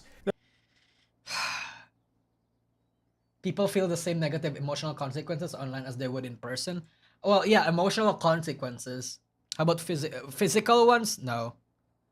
Because, not actually, and you know what, cute fat flamingo? Not necessarily. Because online and in person, you don't see the other person like fucking crying when you start fucking shit talking them.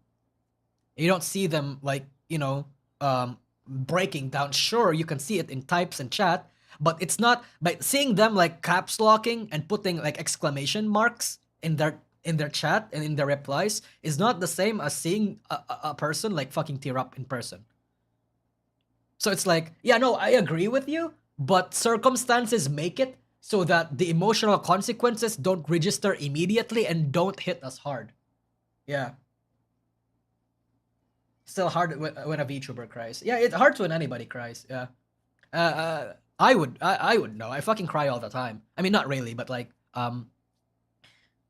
how do I want to say this? I'm really stoic about the things that I don't care about, but when it's shit that I do care about, like let's say I pour my heart and soul for anything, and like people hate it, or yeah, actually, you know what? A good example of that would be like a previous video or something, where let's say I pour my heart and soul out into this one fucking video, compared to the other videos that I just like, check in for the day or whatever.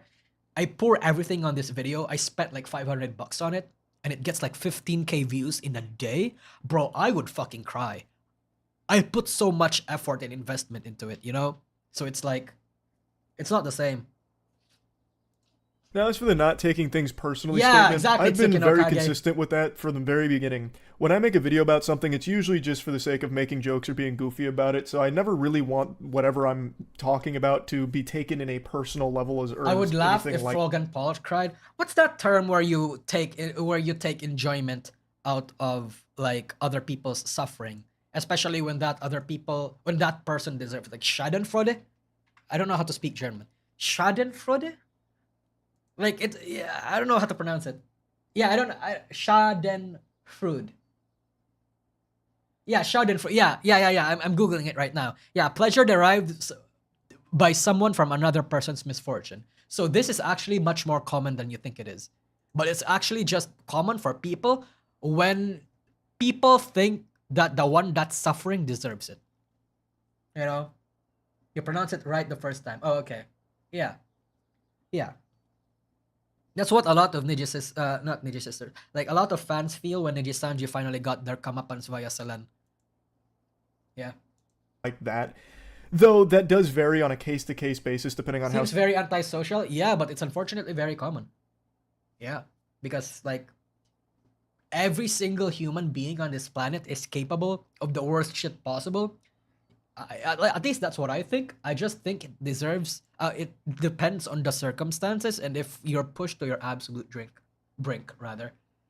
If you are in a position or in a situation where you absolutely hate on someone, you hate someone rather, you are going to wish that someone is dead. Not just dead, you will want them tortured and suffering and crying. That's everybody. I'm not gonna morally grandstand and say that I'm not that kind of person, and that nobody should fucking nobody should pray or like worry on each other's suffering, on another person's suffering. No, you absolutely will, and you absolutely can, depending on the circumstances. Everybody is capable of bad shit, chat, even me. So it's like, hate watchers. I mean, hate. Yeah, there's also hate. I have my fair few of hate watchers, brother. how serious the topic is, because I've absolutely crossed over the line in making... It's a bad way to live. If they live rent-free in your head, they win. Oh yeah, no, 100%. I think that's true. Just stop. Just don't think about it. I mean, okay, easier said than done, right? But learn to not think about it. That's like one of the things that I had to like adapt, because like when I started as a content creator, I poured my heart and soul into my channel, right? So when things went down, I lost everything, and I lost all the things that I built. I fucking mentally broke down and all that sort of stuff, right? It took me a while to stop fucking caring, and now I kind of don't anymore. Yeah. Again, I've told you guys this before, right? But if my channel gets terminated right now, like my YouTube channel gets terminated right now, and I'm going to do my damnedest to put it back up. But if it is, I don't think I'm gonna care too much. Like, yeah, I'm gonna cry, and then, but like 1 week later, I'm fine. Yeah. I don't wish death on anybody, but I'm not going to cry over someone who is a bad person. Oh yeah, no, 100%. 100% Alexi. I'm so sorry, I don't know how to pronounce your name. I'm just gonna call you Love. Because that's like Love Live, but like, you know, Russian sounding. I think it's cool. Yeah. Just say Alec. Okay, yeah, Alec. Things much more personal than they probably should. I'm incredibly apathetic, so it's difficult to hate people you don't care about. Oh yeah, no, 100%, same. Like, like me personally, okay, I'm not gonna make personal examples anymore, but like, yeah. Usually, I try and just keep it more surface stuff about why something is bad or whatever happened, whatever they did is fucking stupid or whatever. A great example is The Manny Show. I recently made 2 videos I don't think I'm gonna watch this anymore because it's basically stupid, dumb fucks melting down because Logan Paul and Charlie dared to have a civil conversation. Who gives a shit? All right. Wow, that stream there. This stream actually derailed for quite a bit. Interesting. Okay. What else did we miss? Is there any interesting news development?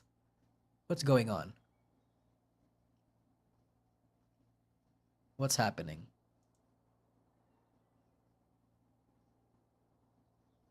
Okay. Surface level, I think that's it. Huh. Yeah, I think that's it. Biden's graduation letter? Oh my fucking god. I saw the memes, bro. Oh my, I can't believe Biden is leaving is graduating from HoloLens or something. It's actually kind of fucking cool. Not cool, like funny cool. Biden's sus graduation letter? Too sus? I mean, I don't know. I don't really care too much. Have you seen Mujin's video? What Mujin's video?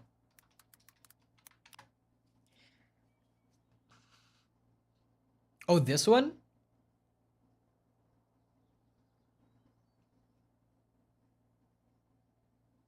I'm gonna be honest, I don't really care.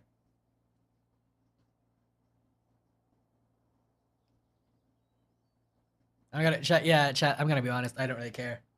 Like, yeah, fucking voice actor being absolutely predatory or evil or whatever. That's fucking that's Genshin Impact basically. Whatever, still haven't done watching it. Yeah, man. If there's anything else, make another stream. Oh yeah, well, no, 100%. Brother, there's like my reaction stream catalog is like piled up. I have a lot of things I want to I want to watch now. Like there's a parrot video coming up. There's somebody sent in the Discord. There's a lot. Fuck. Yeah. Shundo got nuked on her birthday. Oh, right she did. Right she did. Absolute bitches. I like to believe that there's good things in the world because every part of my body tells me that everything is horrible and nothing but bad things happen. And even if that's true, even if it's true that every corporation is messed up and evil. Oh, it is true. Nobody is good and everyone is mean. I need to believe that there are good things and good people. Yeah. I have to. Wow. Wait, is she being ironic? Is she being ironic? I feel like she's being ironic here. I mean, yeah, obviously that's true, but it's like this is a bit. Very sad. Is this a bit? Myself that things are messed up. Maybe it's dumb, maybe it's naive. Oh, never mind. She's actually serious. But I prefer to believe there's good things. Oh god, she's actually serious. Okay, that's actually kind of sad now. I thought she was gonna go on a spiel. Go on a spiel, rather. Parrot video? Yeah, I think... Oh, this is a very old clip. Okay, never mind. I think I'm gonna do a parrot video. React to the parrot video and on a separate stream. I'm gonna do a reaction stream where I just go over, like, viewer-submitted clips. Oh, by the way, is Ali Graza in the chat? Oh, and, yeah. Is Ali Graza in the chat right now? And CT? And, yeah. Separate stream, please. Yeah, no, 100%. I'm gonna do it on a separate stream.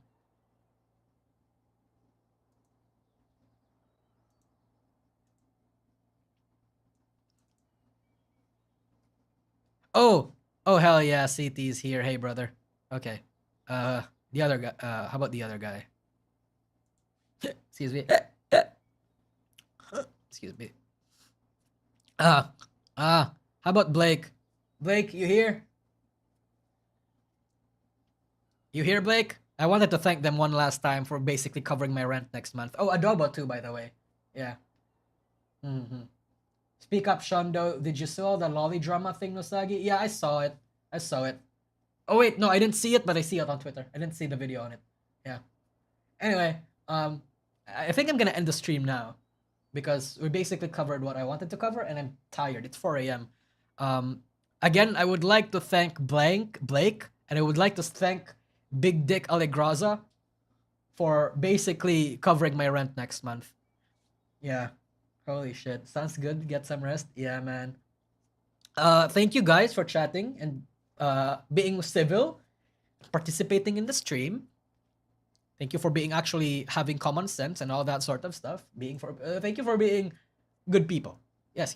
At least in my opinion, good people, because you're my fans, and everybody that likes me and everybody that is a fan of me and everybody views me is automatically a good person. But yes, yeah.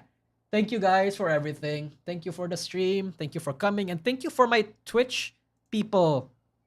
My Twitch people, where are you at? Menos Lunashi, rather. Yeah, I'm numb to most people. Crying. Aura, Razor, Beer Ninja. Hello. Yeah. Thank you for the thing. I'm gonna have a reaction video probably in the next 2 days. Bye-bye, chat. Babushka. Bye-bye. Bye-bye.